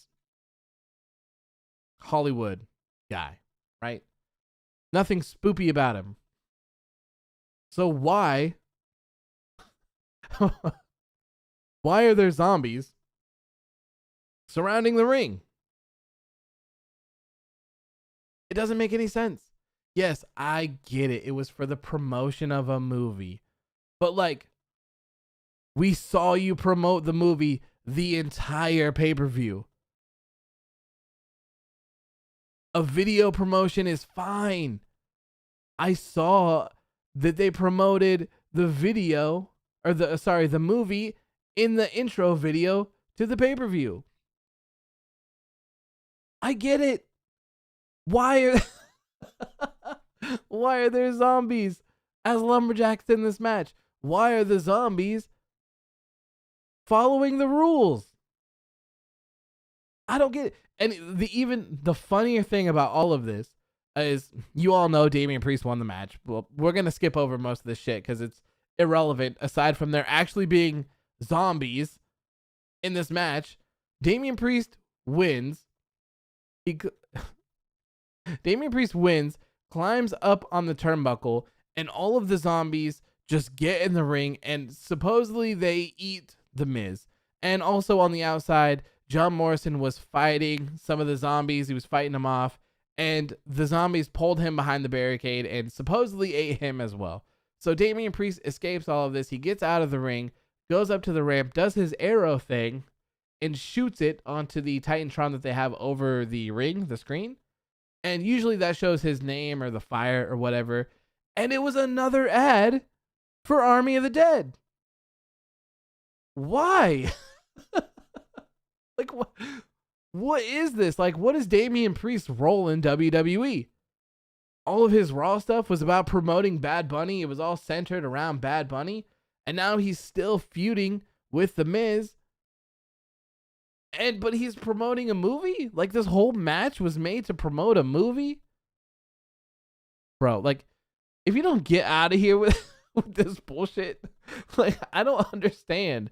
Like I said, I could understand if this was like The Undertaker and this was like the undead from the graveyard. Like, cool, I get it, right? It's The Undertaker. He's got zombie. He's the dead man. Like, we can connect all of this. But these are guys that have nothing to do with any of this. It's all just to promote a movie. And I love Zack Snyder, so I'm not going to say anything bad about Army of the Dead. I've never seen it, but like, I just don't understand this weird ass booking that killed the momentum of this show. This killed the momentum of this show. This killed the overall product for this show. If you took this shit out of this pay-per-view, it would have been amazing from start to finish. There would have been one slight problem, but other than that, it would have been very good. Like, what? And let's talk about setting the business back 30 years. AEW Blood and Guts supposedly set the wrestling industry back 30 years. But meanwhile, here we have WWE on a pay-per-view shortly afterwards putting in zombies. Putting zombies in a lumberjack match. No, I can't do it. I can't do it. I can't look past it. Can't look past it. Safa says it's like if clowns come out during a cane match. Yeah, like it doesn't make any sense whatsoever. It has no tie-in with what's going on with the wrestlers. I don't care if someone paid them to promote a movie. You can promote the movie without this kind of stuff. I don't know. This is super frustrating, especially when you're telling other people that they're setting the world of professional wrestling back 30 years. And this is what you're putting on TV, not to mention on Raw. Oh, thank God I wasn't watching. You have Alexa Bliss like make it so Shayna Baszler can't walk. After you tell someone else that they set the business back 30 years, you're using magic to prevent someone from walking. You're having zombies in a lumberjack match eating your wrestlers. And let's go back to Money in the Bank. No one has ever really talked about this. Baron Corbin threw Rey Mysterio and Aleister Black off of a 34-story building. How tall is Titan Towers? Titan Towers. I can't remember. I think it was like 30 plus stories. Okay, maybe it's not. Maybe it's not. That doesn't look that large. Let me count the windows here. So I would say like 1, 2, 3, 4, 5, 6, 7, 8, 9, 10, 11, 12. Okay, I would say somewhere around 20 stories. They threw someone off of a 20-story building. That is murder. And they never said anything about it again. Never said anything about it again. And then Rey Mysterio had his eye ripped out on a pay-per-view.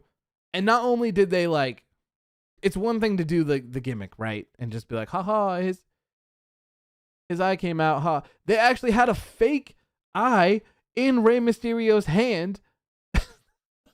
Like, what are we talking about when we're talking about setting the business back 30 years? Come on, man. You can't be that disconnected from the world to, to actually say something like that and actually believe it. Jesus. Mike says, but WWE isn't a wrestling show, it's sports entertainment. Wrestling is a bad word in WWE, remember? Yeah, it's just crazy. It's so frustrating to hear something like that, and it's like, what are you doing? Like, what are you thinking? Like, I just don't understand any of it. Ian says after a couple weeks later, they came back and said, yeah, we survived. It's nothing else.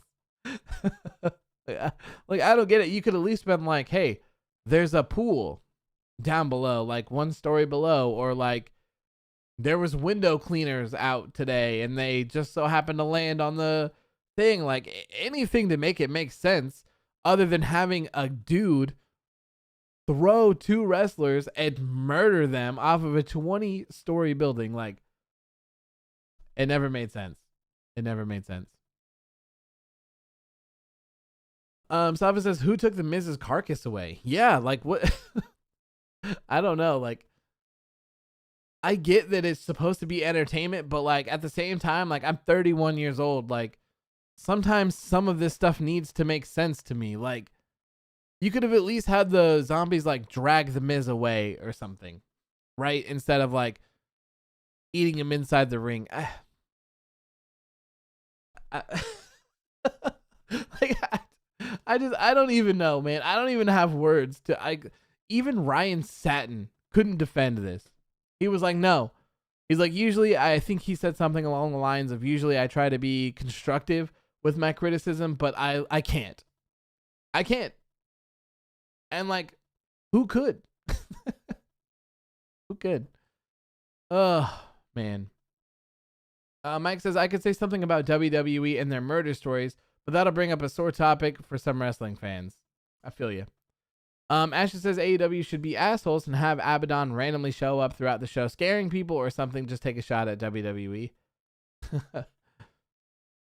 Leon says, I mean, WWE is becoming a comedy show. You can make a video just to roast them on all the things they do. Yeah, you could. There's some weird things they do, man. Safa says, didn't they say they landed on a smaller roof that night after Money in the Bank? I don't necessarily know. I'm not sure. I don't remember, but like, they should have mentioned it at the time. And I mean, I don't think there are smaller roofs on Titan Towers. I'm pretty sure it's just one building, but I mean, anything is better than nothing.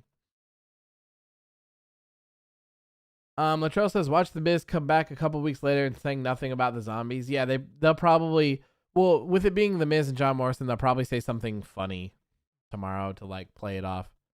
I won't know though, because I won't be watching. We'll be doing AOW Underground over here on the gaming channel, where we will have our go home show into our first pay-per-view, which will be Extreme Rules. It'll be a lot of fun. Brendan says Miz should have got up and started dancing to Thriller with all the other zombies. Oh my God. That would have been funny. That would have been funny. Ashton says, I swear if they have Miz and Morrison act like zombies next week, I'm done. I hadn't even thought about that. That'd be hilarious. I don't know. I don't know if I'd be mad at that or not. I don't know. So after this match, WWE announced their next pay-per-view will be on June 20th, Sunday, June 20th, of course, at 7 p.m. Eastern, 4 p.m. Standard Time, and it is Hell in a Cell. Hell in a Cell is being moved to June, which is pretty weird considering that this is typically an October pay-per-view. I believe they've had it in September before, but it's always been around that time. Like I said earlier on at the beginning of the show, if you weren't here for it, I saw someone, I believe his name was Andrew, I think, from like the Mat Men podcast or something like that, who said that Money in the Bank will be in July and there will be fans in attendance. That's why it got switched around. So they most likely they want fans in attendance for Money in the Bank. Hopefully that means they're going to give it to someone interesting. Ashley says, don't you mean Backlash at Hell in a Cell? Right. And more than anything, above all else, I'm just extremely happy that this isn't called like Hell in a Cell to WrestleMania, or like WrestleMania Hell in a Cell, or like Ashton said, Backlash Hell in a Cell, or something like that. So I'm happy. Gertej says, I'm glad you're not covering Monday Night Raw. Me too, man. And my life has been a lot better, and we have a lot of fun doing the AOW Underground stuff. It's been an absolute blast so far. Safa says in 2018 they had it on the last day of September. Fair enough. Mike says, I always worry about Hell in a Cell because of the funky stuff they've done in the past with their matches. Like, yeah, I can understand that. Like, for me, I think it's one of the, we talked about this before, I think, but I don't like the pay-per-views that insinuate match types, except for Elimination Chamber. I think Elimination Chamber is fine and Royal Rumble is fine because, like, those are the marquee matches. Those are the, like, you can't have like a match or a match card full of Elimination Chamber matches. So like, it's a huge attraction. But when you have a pay-per-view like Extreme Rules, and then I feel like it's weird that the whole pay-per-view isn't Extreme Rules and that it's just one match. And I feel weird that you have a pay-per-view called Hell in a Cell where you're at least expected to have at least one Hell in a Cell match, and you have to WWE's not good at telling long-term stories, and they're not good at booking for a long period of time to keep you interested. So, like, to have a Hell in a Cell match, you have to be there in a storyline. So it kind of boxes you in, if that makes sense. Where it's like, oh, hey, I mean, in this case, it's June. We need at least 1 or 2 Hell in a Cell matches. So, like, who are we gonna put in them? You know, type deal. So that's why I don't like those. It just boxes you in. You should be able to do a Hell in a Cell match whenever it's required at whatever pay-per-view. I think it's fine. I think it's great when you would just have them in there. Anthony says there were 3 Hell in a Cell matches last year. Wasn't Hell in a Cell, was it good last year? I don't remember what the matches were. Mike says theory, only joking. Money in the Bank in July of 2021. Money in the Bank of July of 2011. Chicago show. CM Punk confirmed. CM Punk returning to WWE. Some woos for that. Some woos for that. Safa says they broke the rules of Hell in a Cell during the first ever one. The entire point was DX couldn't interfere, but Kane just broke through the cell and attacked The Undertaker, giving Shawn Michaels the victory. So the thing about that too, though, I think that's cool, is that at that point it was a Hell in a Cell structure where no one could get in, right? So the whole point is that, I mean, at this point, you have WWE, WWF at that point telling you, like, hey, this structure cannot be penetrated by anyone. Like, you can't get through this. And then to have this big ass monster make his debut and just rip the door off, like, speaks volumes to Kane, if that makes sense. Like, DX, they're just normal guys, right? But Kane just, bam, able to rip it through. I mean, it means nothing today, considering that everyone interferes in Hell in a Cell. Everyone interferes in steel cage matches. Like, it doesn't matter what sort of match you have. Someone's interfering in it. But back then, for that moment, it was designed for Kane and designed for that reason. And I think it worked very well.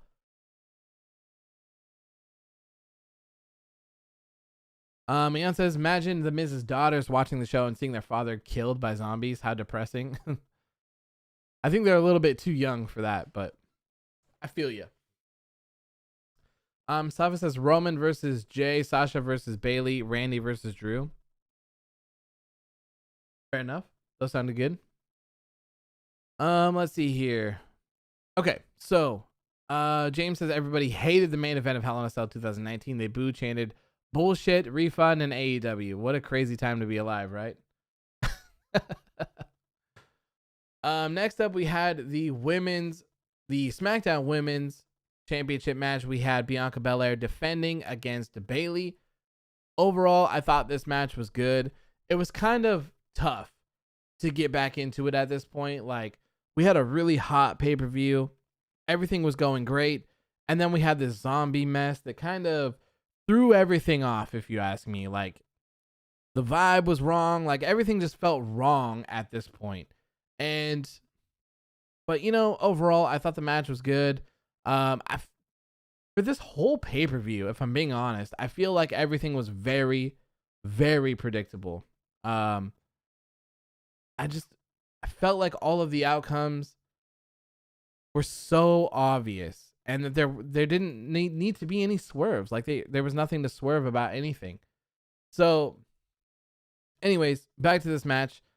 Bianca Belair and Bayley. Overall, I thought it was a good match, but like I said, I was kind of half in, half out at this point after the zombie stuff. It's a very tough thing to have to follow. So shout out to them for having to do that, because that's not easy when you have everyone complaining on Twitter and Facebook and Instagram and whatever else people are complaining on about how this match was so trash and took away from everything. So to kind of go out there and have a match, aside from all of that, like, shout out to them. The only thing that I had a problem with was I thought the finish was really weird. So what happened was Bayley wrapped Bianca Belair's hair around one of her legs and went to go do something, but like Bianca Belair managed to get her in a pin, but like getting into the pin looked very awkward. And then it also looked like Bayley kicked out before 3 as well.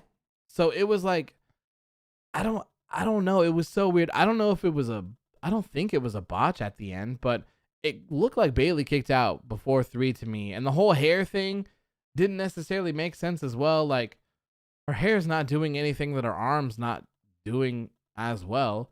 So, I don't know, just weird. Very happy to see Bianca Belair retain, though. We need some new challengers for Bianca Belair, for sure. If it's gonna be Mia Yim, cool. I'm all down for that. But we need some other people to step up here and move on. We need to do what I think they really need to do is do a draft or some sort of shakeup. They need to mix these people up and get them on different shows and have them interacting with different people that they haven't interacted with before, because everything just seems stale at this point. And I don't know if that's still just because I'm so fatigued from watching weekly WWE shows that I'm just like constantly so tired of seeing these people back to back, whatever. So I guess I'll be able to tell you otherwise at the next pay-per-view at Hell in a Cell, since I won't watch anything between there. But I desperately think they need some sort of draft or some sort of shakeup, if you will, to get things a little bit different. Safa says they're saving Sasha for SummerSlam, but see, like, we've already seen Sasha Banks and Bianca Belair. We've already seen it. Like, it's not fresh. So just having her sit on the sidelines doesn't make the match any more fresh. Like, I'm ready for new stuff. I want new stuff so bad. James says watching AEW has to be the greatest thing that ever happened to me. I'm not just a WWE fan. I'm a wrestling fan in general. When I watch it, I can see that the stars have such amazing athleticism. Yeah, I mean, AEW has its own problems as well. No one's perfect, but AEW is certainly my preferred show, my preferred weekly show, out of all of them, by far. And since someone's probably going to ask, the number 2 is NXT, and then I would probably say SmackDown, and then Raw. And not SmackDown because it's much better. I like the Roman Reigns stuff that they do on SmackDown, even though it's very repetitive. But I think the 2 hours really helps SmackDown. And I think if Raw was 2 hours long, I think that they would probably be just as bad. That third hour, I think, absolutely destroys Raw. I think it kills it. There's no way. It's so hard to book a 3-hour show every single week that is entertaining the whole entire time. It's got to be incredibly difficult. And now they're so used to the money that they probably will never go back to being 2. And going back to 2 hours will probably just be seen as a failure. But I think it'd be best for business, if you ask me. Ian says, this show was like a roller coaster. First it went upwards, then downward, then upward at the end. Yeah, I mean, it was just one dip, thankfully. But, yeah. Ashley says, call up Io Shirai to SmackDown and have her face Bianca Belair. Yeah, I'm done with that. I'm totally down with that. Ian says, can you state some points on how Raw can be better? I do have a video plan for that. I have notes with a bunch of plans in them. I'm just trying to figure out how to structure stuff like that. But going forward, I do want to do a lot more videos. Even if they're shorter, like I want to touch on certain subjects that I think are important, and stuff like that. So I want to do a lot more videos. I'm just not sure. Like, my whole thing was like, I was waiting to do my face cam stuff to do them so that I could just like turn on the camera and be like, yo, this is what's going on. This is what I think, and yada, yada, yada, yada, yada. And then I don't have to like edit it. But I'm not sure when I'm going to do that, because I'm still trying to figure some things out and work out some deals on some certain things. So I'm still waiting for that, but I have all of this stuff that I want to talk about, but like, I don't want to necessarily just put a picture up either. So like, even for my predictions videos, if you've watched them, well, yeah, it's like static at some points, but like there is a, glitch graphic, you know, that changes to the match card that we're talking about. There's a glitch graphic that removes that card, and like there's a nice background that I've made. There's a moving title at the beginning, like, so I have all of that stuff that I go in, and I just don't necessarily want to sit there, because that stuff takes hours to do. Like, you'd be surprised how long it takes to make one of those 10-minute predictions videos. It takes forever. So like, I want to figure out a way where I can have something be entertaining still, where I can give opinions about certain things, because there's a lot of things that I want to talk in depth about. The setting the world of wrestling back 30 years was one of them that I wanted to talk about, but I didn't feel comfortable enough to just put a picture up and be like, and talk over it. I don't know though. But yeah, like I said, good match other than the finish, but it also wasn't the end of the world, I guess. Safa says, what has been your favorite pay-per-view of the year so far? For me, it's TakeOver Vengeance Day. I liked the 2-night TakeOver. I like that. Off the top for a standard WWE. You meant stand and delivery? Okay, yeah, fair enough.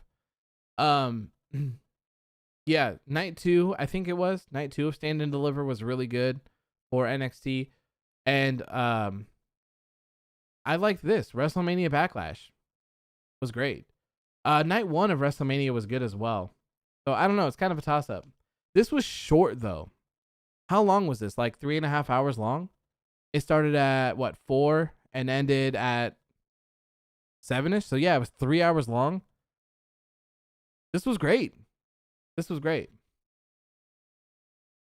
Royal Rumble and Night 1 of WrestleMania. Good picks. I always love the Royal Rumble, man. I will always love the Royal Rumble. Next up was a match that I had absolutely no interest in watching, and that is Bobby Lashley defending his WWE Championship against against Drew McIntyre and Braun Strowman. Sorry, I was reading a comment. D&M says, AOW, I appreciate you having me here, brother, but I got to go take care of my man. Thank you, man. Always a pleasure seeing you. Always a pleasure chatting. We'll have to do some sort of Discord chat soon or something. Like, I really want to find a way to get you guys back on the show and back into something. So, I don't know. Feel free to send me some ideas if you have them, but thank you. I appreciate you for tuning in. Okay, like I said, WWE Championship match. Bobby Lashley defending against Drew McIntyre and Braun Strowman. I had absolutely zero, no interest in watching this match whatsoever. And I'm not going to lie to you. This match was flames. This match kicked all of the ass. This match was incredible, man. You had 3 big boys beating the absolute hell out of each other. Triple threat, so there's no disqualification. Everyone was going ham. Everyone was over delivering, and some really good spots. Off the top, that dive from Braun Strowman was great. It's crazy to see a big man do something like that. Braun Strowman is a very large man, and if you saw the GIF that I posted on Instagram or Twitter, it was kind of a scary dive as well. Like, I'm not sure if he was going for a shoulder tackle or like maybe like a double clothesline perhaps, because I'm looking at it right now and it kind of looks like he hits a clothesline on Drew, kind of misses Bobby, but it also kind of looks like a shoulder tackle to McIntyre, but it also kind of looks like a failed cannonball, I think is what they call it, a senton, if you will, a front flip onto them. So he was kind of like halfway between a flip and not a dive, I guess, if you will, like you're diving into a pool.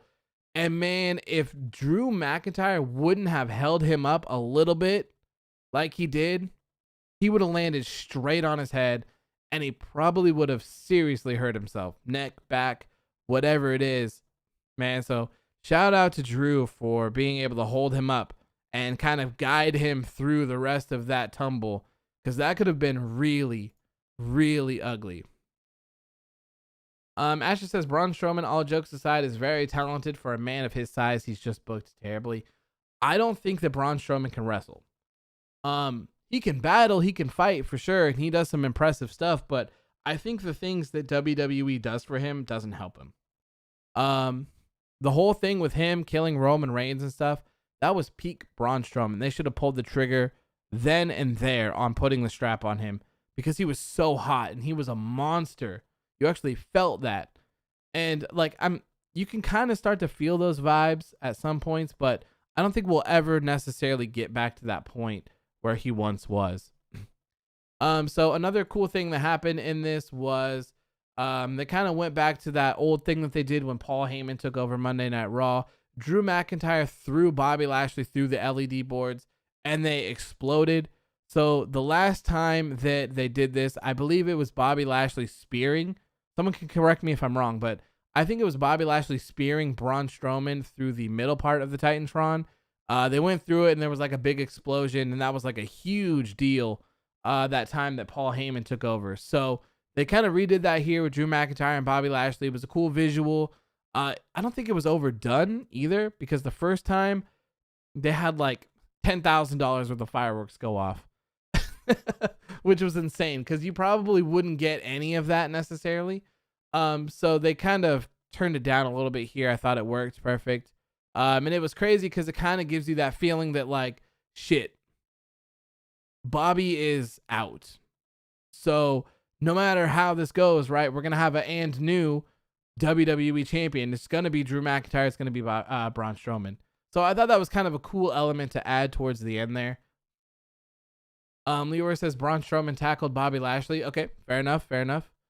Obi James says that was where Corey Graves said, holy shit, on commentary. Yes, he did. Yes, he did. And that was a great moment. It was a great moment. James says the other day at Walmart, I bought a Tony Storm action figure and the AEW Championship toy. My Walmart only had the AEW Championships and the AEW rings, so I bought the championship. Yeah, we haven't seen any AEW toys. My fiance always looks at them for them every time we go, which is not often. I hate Walmart, but we go there sometimes to look for stuff like that. We have the toy version of the AEW Championship, but Mike says, so Hell in a Cell, Drew versus Braun, but who does that leave for Lashley to defend his title against? Call me crazy, but Randy Orton. It's sad that Orton is one of the only credible threats at the moment, but Randy Orton is kind of in a tag team right now with Matt Riddle, so I don't necessarily see that happening. We got the RK Bros going on. I don't know. Maybe they'll do just Drew versus Bobby in a Hell in a Cell to kind of finish it all off. Maybe. Drew McIntyre wasn't pinned here. Braun Strowman was the one that got pinned, so it's very possible that they just continue Drew McIntyre and Bobby Lashley. I hope that they don't, but I don't know. That's the only thing I have going. And I don't think there's anyone else on the Raw roster that is a credible threat to Bobby Lashley. No one's booked strong. And that's the problem when you have all of these people who don't, there's no decisive finish, or, you know, someone loses a match and gets pinned, but then somehow they're up and they're beating up the winner. Like, you just have all of this stuff where everyone is in a limbo of meh, and there's no place to go for anyone. Safa says Jinder Mahal. I mean, I guess, but like, Jinder Mahal hasn't been on TV in months, aside from last week where he beat Jeff Hardy, who also hasn't been on TV in months. So like, to me, that doesn't warrant a WWE Championship match, despite the fact that he's a former WWE champion. And the frustrating thing is that Jinder Mahal has been ready to go for a while. So why didn't they do Jinder Mahal versus Drew McIntyre? You have a story there. It didn't make sense. It just didn't make any sense. But this match slapped. This match was absolutely amazing. Another high point from the match was Braun Strowman powerbombing Drew McIntyre through the commentary table. I thought that was an incredible moment as well. Highly, highly entertaining. If you haven't watched the show, I highly recommend you go back and at least watch this match. This match was very good. Leroy says because Jinder was injured. Yes, but he was not during Drew McIntyre's reign. He was ready to come back at some point during it towards the end. He was ready to go. They just weren't using him. So, a slap on the soundboard. How about this match slapped? James says, I can't wait for Jon Moxley and Renee Paquette to have their baby daughter. And I can't wait to see Jon Moxley and Nick Gage, because he keeps showing up and they keep beating the hell out of each other. So that'll be pretty cool. Trevin says Drew McIntyre versus Bobby Lashley at Hell in a Cell, and Lashley retains and Brock returns after for a stare down. I am down for that. I am 100% down for that. I saw that someone said that they want them to have this match in a Hell in a Cell and then have Brock come and destroy them all, but I don't want to see that. I want I want Bobby Lashley to win because I don't want Drew McIntyre to be involved. It's not a dream match if Drew McIntyre is involved. We only want Brock Lesnar and Bobby Lashley. Keep Drew McIntyre away. We don't want him.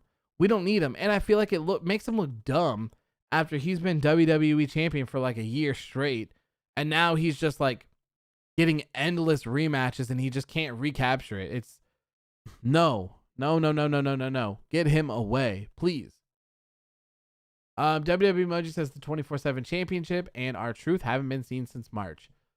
Not so happy about R-Truth not being on TV, but I hate the 24/7 championship, so I'm glad that it hasn't been on TV. Ayan says WWE uploaded on their YouTube channel they're interviewing Roman Reigns. It's been a long time. Interesting. I love Roman's character, so I'm sure it's good. James says if none of the guys can dethrone Roman Reigns, then what if the one who is, drumroll please, Keith Lee. But Keith Lee's on Raw. Keith Lee would be on Raw. But like I said, wouldn't be mad at Keith Lee being a world champion. Sure. Ashton says Drew McIntyre is WWE's new golden boy. For sure, dude. It is very easy to tell. He is 2021's Roman Reigns. He is. And like even his championship reign, like I understand that they may want to give him that moment with fans in attendance and all of that stuff. Like I understand that, but like you shouldn't take away from what Drew McIntyre has done. He won the WWE championship in unprecedented times. Like who would have thought that we would have this pandemic era of wrestling where there would be no fans in attendance whatsoever? So like I think Drew McIntyre has done an amazing job of being a WWE champion, and he's had the odds stacked against him that no one else has ever had to deal with as a world champion. I don't think that should be taken lightly, and I don't think that should take anything away from Drew McIntyre. Like, he killed it. He was a great WWE champion. Unfortunately, there's no one to feud with in WWE, and it ended up getting stale. Like, you can't feud with Randy Orton for 3 or 4 months. And then you can't do this back and forth with Bobby Lashley and Braun Strowman. Like, it just doesn't work. We're ready to move on. So now that Bobby Lashley has the championship, it's time to move Drew McIntyre out of the picture. We thank you for everything that you've done. You did an absolutely amazing job, and we appreciate everything. We do. He was great, but it's just time. Sit on the sidelines for a little bit, do some other things, whoop some ass, get involved in a meaningful storyline if you can. Hell, maybe you can even still have Drew McIntyre and Jinder Mahal feud. I don't know. But just give us something fresh in the main event scene. It's been stale for so long. And the thing with all of them is that it does nothing for anyone. So when these people win, doesn't really matter. When they lose, doesn't really matter. You know, like it's all, everyone's just in the same thing. And it's like, okay, we need someone to face X for the WWE Championship. And they're like, okay, put Braun Strowman in there. Okay, they put him in. Okay, put put Drew McIntyre in there. Put Randy Orton in there. And it's like, you haven't built any of these guys up for anything. They don't necessarily deserve these shots. When they lose their opportunities that they've had for 2 months or whatever, it's not like they've looked stronger. It doesn't look like they've done anything crazy. It's just everyone's in a, like I said earlier, everyone's in a limbo of meh in WWE. They're just, no one's really doing well except on SmackDown, where Roman Reigns is killing it. And we'll get to that in just a second. Let's see here. Obi James says, I won't be surprised if Lashley and Drew are in a Hell in a Cell. I wouldn't either. Yeah. But all good if Bobby Lashley retains and then Brock Lesnar shows up. I'm all down for that. Trevin says, only way Roman gets dethroned, I feel like if someone cashes Money in the Bank on him. That is for sure. That could happen. Ayan says, are you going to do a Raw post show tomorrow, even if the show goes good? Nope. I will not be watching Raw. I probably won't even be paying attention to it. We will be doing the AOW Underground show over on my gaming channel, youtube.com/Phantom Spec. Let me type it in. YouTube. Phantom. We'll be doing that. I'm not covering Raw. I'm not covering SmackDown. I might tune in to see what's going on, but no. If something if something really important happens, I'll post it. But other than that, no. I'm taking a break. I am done. We're going to do gaming streams instead while those are on. Obi James says WWE needs to go 1 year without Charlotte and the New Day winning titles. I would love to see Xavier Woods win the United States or Intercontinental Championship, though, if I'm being honest with you. Ian says, it's been 3 months I've been supporting you. Can't believe it's been 3 months already. Time flies. Thank you, man. I really appreciate that. That's been great. And I started in December, I think, towards the end of December. The first show was Winter is Coming. AEW Winter is Coming. Ayan says, please at least do SmackDown. They deserve some respect. The show is bad. After all, it's your choice. Yeah, no, I can't do SmackDown. I've given up, man. That show is terrible. SmackDown is terrible, man. It's the same matches over and over and over again. You could probably go back to like 2 weeks ago when I posted SmackDown results, and they'll probably be very similar to what they were that week. Anthony says, what if Brock and Bobby have a Sasha and Bianca feud, go for the tag titles, both lose, both at signs that don't even hit each other at all? Oh god, that would be so terrible. That would be so terrible.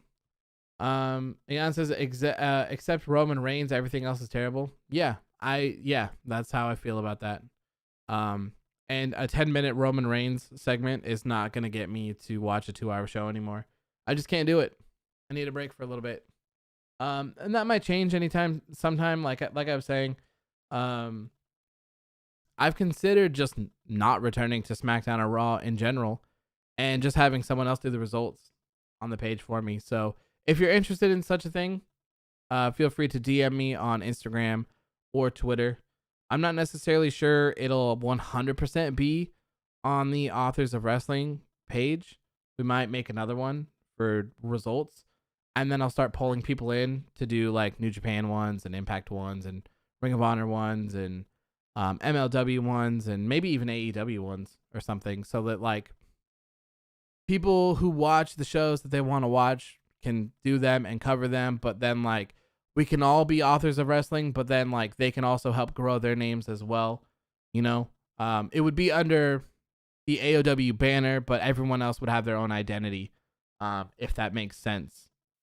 You know, so I think that's something that would be cool, and I think it would be cool to appeal to a lot of other people. There's a lot of wrestling going on right now, so I think something like that would be cool, and it would be nice to have people who are experts on certain things do certain things, and you know, maybe like if we want to do let's say we do what is Against All Odds, is that what it's called?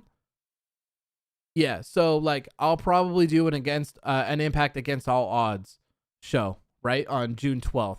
That's the pay-per-view. Kenny Omega defends the Impact World Championship against Moose.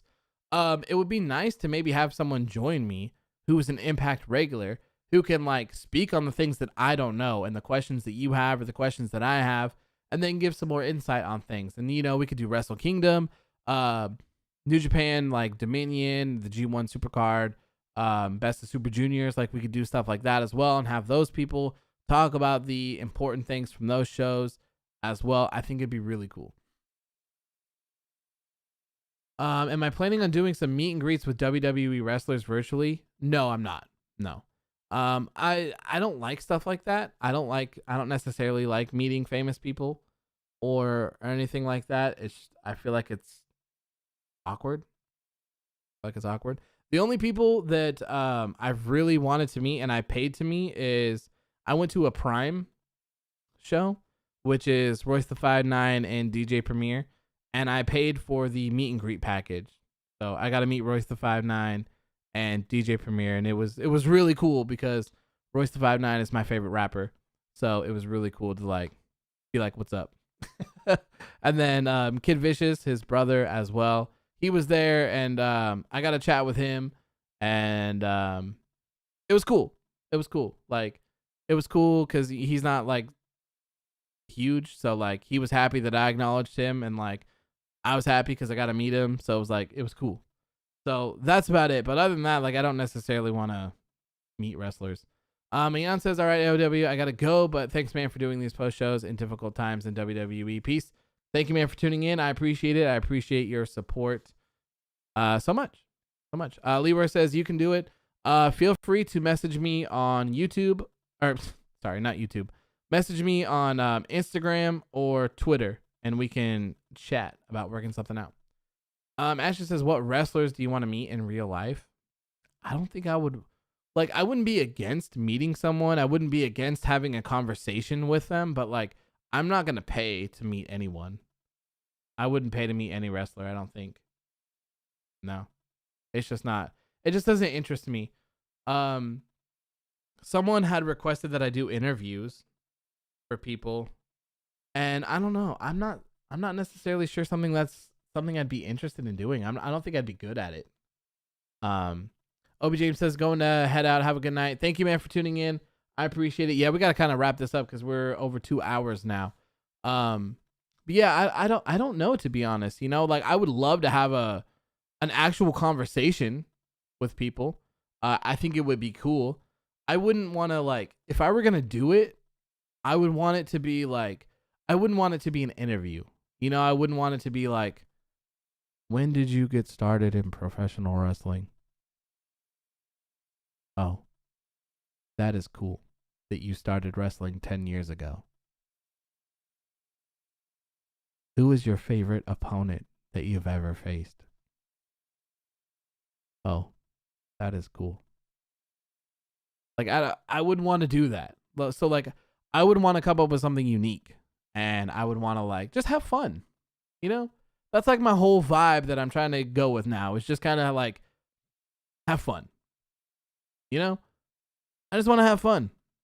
So, like, if there's something, like, some way where, like, there would be a cool way to just, like, get a wrestler on a video call and just chat with them, just, like, talk up some bullshit and maybe talk about some things that have nothing to do with wrestling, but, like, they're wrestlers, I think that'd be cool. But, like, the whole standard interview thing, I don't think it would ever be for me.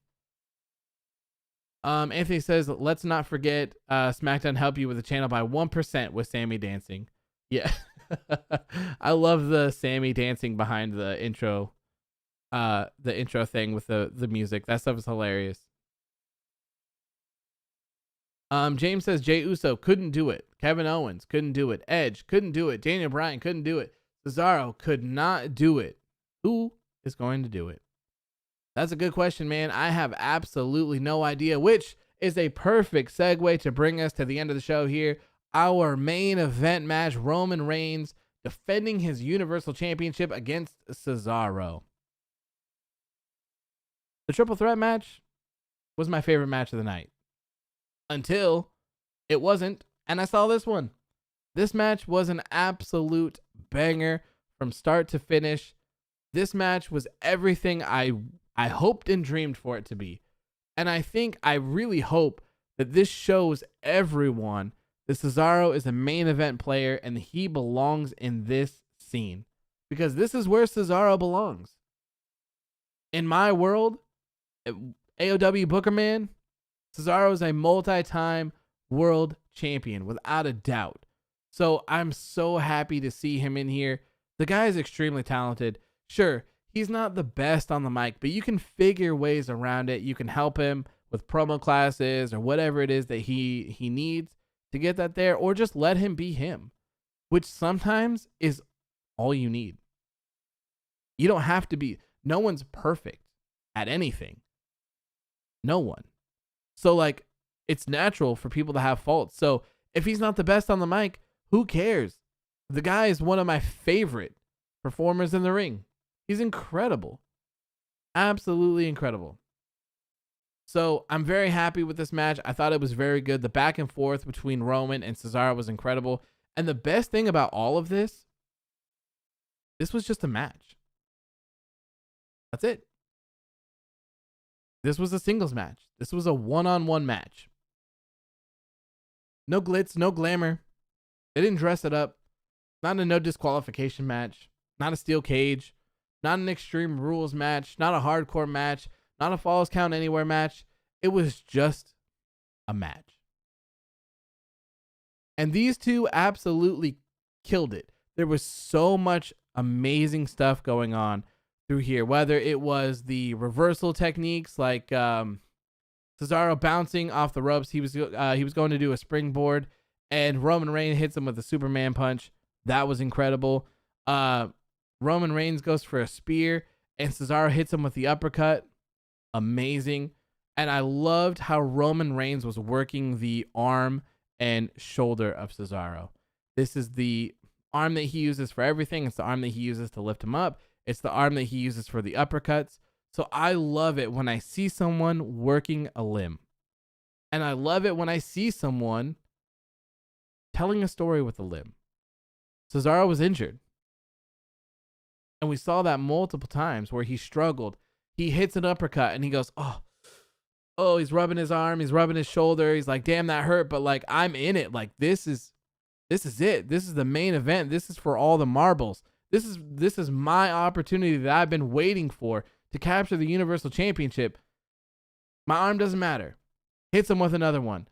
Oh, damn. Like, oh, man. Okay.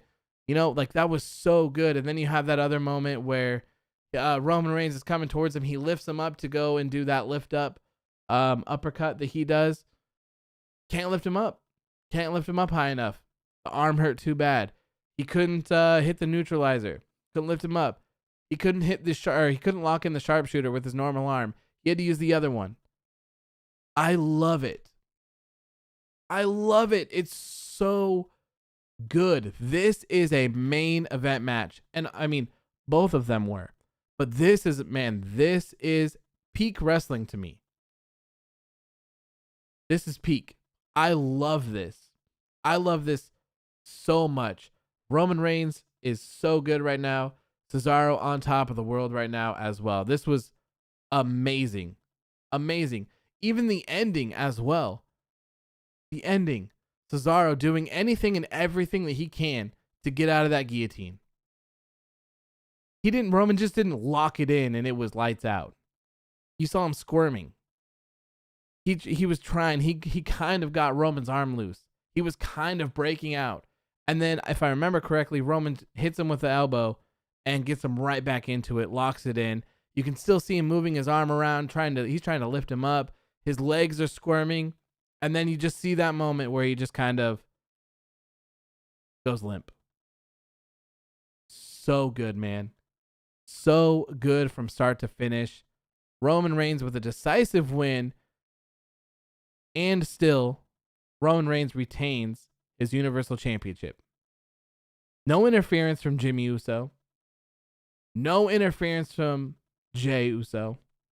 No shenanigans. No distractions. No nothing. Clear match with a clear finish, a clear winner, and a clear loser. And I'll tell you, Cesaro losing this match, yeah, it's an L, but this is a good L. This is what I talk about all the time, that wins and losses should matter, but also match quality should matter as well. If Roman Reigns just beat Cesaro's ass in 3 minutes, it's a wrap. No one cares. Let's see how long this match was. Roman Reigns and Cesaro went 27 minutes and 30 seconds. Incredible match length. Incredible. This was a good loss for Cesaro. This means that Cesaro can hang with the best in the world for 28 minutes almost. This shows that Cesaro, maybe he didn't get the job done today, but this shows that he belongs in the main event scene. I think this match was very important. And I hope that Vince, Bruce, whoever the hell it is that needs to get their head out of their ass, I hope that they saw Cesaro's performance tonight and Roman Reigns' performance, because they both killed it. They both killed it. Ashton says, I loved this match and no bullshit finishes. It made Cesaro look incredible. And the way he lost wasn't bad. It wasn't. It wasn't bad at all. It was good. It was all good, man. Trevin says Cesaro breaking out and escaping instances of the guillotine was brilliant. Yes, man. It was so good. I loved it. I can't tell you how much I love this match. This is one of my favorite matches of the year for sure. It was just so good. Adam says tonight was proof that there are too many pay-per-views. Cut it down to 4 to 6 a year to make them feel more special. Stop taking up my Sundays when I could be doing a million other things. For sure. I understand that as well. I wish that WWE would at least cut them down to half and have them be 6 pay-per-views. And then I wish that they would do what AEW and NXT did for a little bit, where you have the gimmick shows that are just episodes that, in this case, in this instance, would be episodes of Raw or SmackDown. So, you could have like Halloween Havoc on Raw or something like that in October and have it be like, well, that's if you didn't have a pay-per-view in October, but you know what I'm saying? So you have those months with pay-per-views where you don't have a gimmick one. And then every so often, if you want to have a big show with maybe a world championship match on it, you say Halloween Havoc at Raw or whatever. You gimmick it all up. You run it kind of like it's a pay-per-view, but you have it on free TV. And I think it brings much more importance to the other pay-per-views. And I think that it doesn't lock you into this formula of 4 weeks, 4 shows. 4 shows, pay-per-view, 4 shows, pay-per-view. Provided there's some times where it's 3 shows and a pay-per-view, or 5 shows, I think, between this one and the next one. But it gets you out of that standard only having 4 weeks. Like, now you can tell more fully fleshed out stories. Thank you, Father Rollins, for that one. and you can go from there. So I feel like they'd be way more important on that. And especially if they're doing them short like this. This little 3-hour pay-per-view was incredible, aside from The Miz and Damien Priest. And that match was only 7 minutes. So, Anthony says this match was such good shit. Yes, it was, my friend. Yes, it was. Ashton says, I miss when Mauro Ranallo called Cesaro's move the uppercut party. There's nothing like the uppercut party because the uppercut party don't stop. I love it. I miss Mauro so much. It felt really good to hear him on commentary for the Impact pay-per-view. I loved that. Travis says, kudos to WWE for giving Cesaro that much hang time against Roman Reigns. 27 minutes is insane. It is. The match times for this pay-per-view were kind of crazy. I'll go down them really quick before we get out of here. The Raw Women's Championship match was 15 minutes and 22 seconds. The SmackDown Tag Team Championship match was 17 minutes exactly. The god-awful Zombie Lumberjack match was 6 minutes and 55 seconds. The SmackDown Women's Championship match was 16 minutes and 4 seconds. The WWE Championship match was 14 minutes and 16 seconds. And, of course, the Universal Championship match was 27 minutes and 30 seconds. So, good match times. I love these match times. This is good. This is very good. James says, please read my comment about Becky. To be honest, a WWE without Becky Lynch is like that scene in Spider-Man 2 where there's a New York City without Spider-Man. It definitely feels weird not having Becky Lynch in WWE, but I'm sure she'll return when she's ready. Jimbo says, have you watched the Vince Russo Sportskeeda interview on how he would book Cesaro? That man is a genius. No, I haven't. I'm intrigued, but the name Vince Russo kind of turns me off a little bit. Maybe I'll check it out, though. Trevin says, dang, I would love pay-per-view themed main shows. It would for sure elevate the garbage that is sadly Raw and SmackDown. Yeah, then you don't have to do the whole, Legends Night, right? Or, Throwback SmackDown that are they're literally meaningless. They're literally just ratings grabs where you could actually make those shows feel meaningful by doing other things. Like I said, my example was Halloween Havoc at Raw, Halloween Havoc at SmackDown, whatever all the other ones were, like a Capital Punishment at Raw or SmackDown or whatever it is that you need to fit these things. And don't run one on for Raw and SmackDown at the same time. Run them opposite of each other as well. Ashton says, I miss Paige when she was still an active wrestler. Yeah, it's crazy times, man. Crazy times. ID11 says, do you know any superstars coming from NXT to Raw or SmackDown? I don't. No. People think that Io Shirai is going to move up, but I don't think she's ready yet. James says, good night, my friend. I hope you have a dream where you, your fiance, and all your friends go to the moon. Thank you, my friend. I hope you have a good rest of your night as well. I'm about to get out of here as well. Ashley says, I was so pissed off when they had the 3D fist on SmackDown Throwback Edition.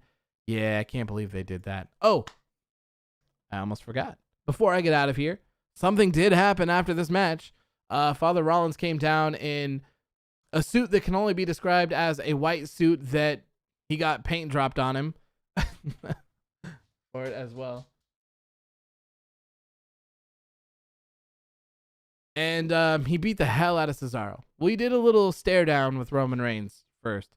They probably got everyone really hyped up. So maybe Seth Rollins is the one to take the Universal Championship off of Roman Reigns down the line. Perhaps. Question mark. But he came down here. He beat the hell out of Cesaro. He worked his injured arm, shoulder, whatever it actually was that they were working on for that. And so it looks like we'll see that feud continue between them. Anthony says, not going to lie, I want to see Seth versus Roman. I mean, Seth versus Roman would certainly be a huge match. And it would certainly buy some time for someone else to get in and potentially be built up and win the match. And since you guys are here, did Seth Rollins have new music again tonight? Or was my ears playing tricks on me? I swear he had new music from what I've heard before. But I'm not 100% sure. Ashley says Cesaro needs some friends. Yeah, man, where's Sheamus when you need him? We need Sheamus. That would have been a really cool moment to see Sheamus come out and help him. Because, you know, like, we are the bar. That'd have been dope. Travis says, I can see Seth telling Roman, I did you a favor. I took Cesaro out. Now give me a favor in return and give me a title shot. Sure. I'd love to see that. Ashley says, yes. Warrior says it's the same music from Mania. Oh, okay. Fair enough. I'll have to go back and listen because I don't know. I heard it and I just thought it was new music. So I'll have to go back and listen. But yeah, overall, before I get out of here, I thought that this was a really good show. As the title tells you all, this is my favorite recent WWE pay-per-view, especially if you take out that god-awful zombie stuff, because I think we all would have had a better day without that. If I'm being honest, I think it would have been a lot better. But anyways, that is all for me. Thank you guys so much for tuning in. If you are, like I said, this is new stuff, new stuff. If you haven't been paying attention, no more Raw and SmackDown coverage. No coverage, no post shows. Instead, we will be here live on YouTube on my gaming channel.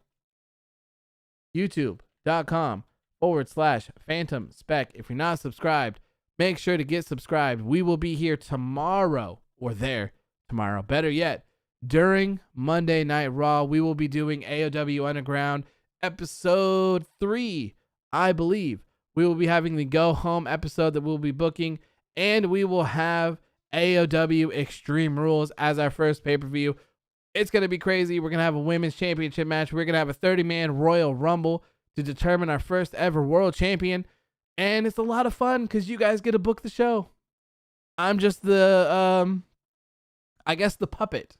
And you guys are the puppet master. You guys get to decide everything that goes on. It's a blast. We're going to do them every Monday during Raw and every Friday during SmackDown as long as people are interested in it. And I don't know. If Raw and SmackDown get good, I'll have to reevaluate what kind of goes on with it. But that is what's going to go on for the foreseeable future. So thank you guys so much for tuning in. I greatly appreciate all of you. We are on the road to 1,500 subscribers. We are so close. So if you haven't already, please make sure to hit that like button before I get out of here. I would greatly appreciate it. So have a good rest of your night, guys. It was a pleasure chatting with you. And I will see you all tomorrow for AOW Underground episode 3. Have a good rest of your night. Peace.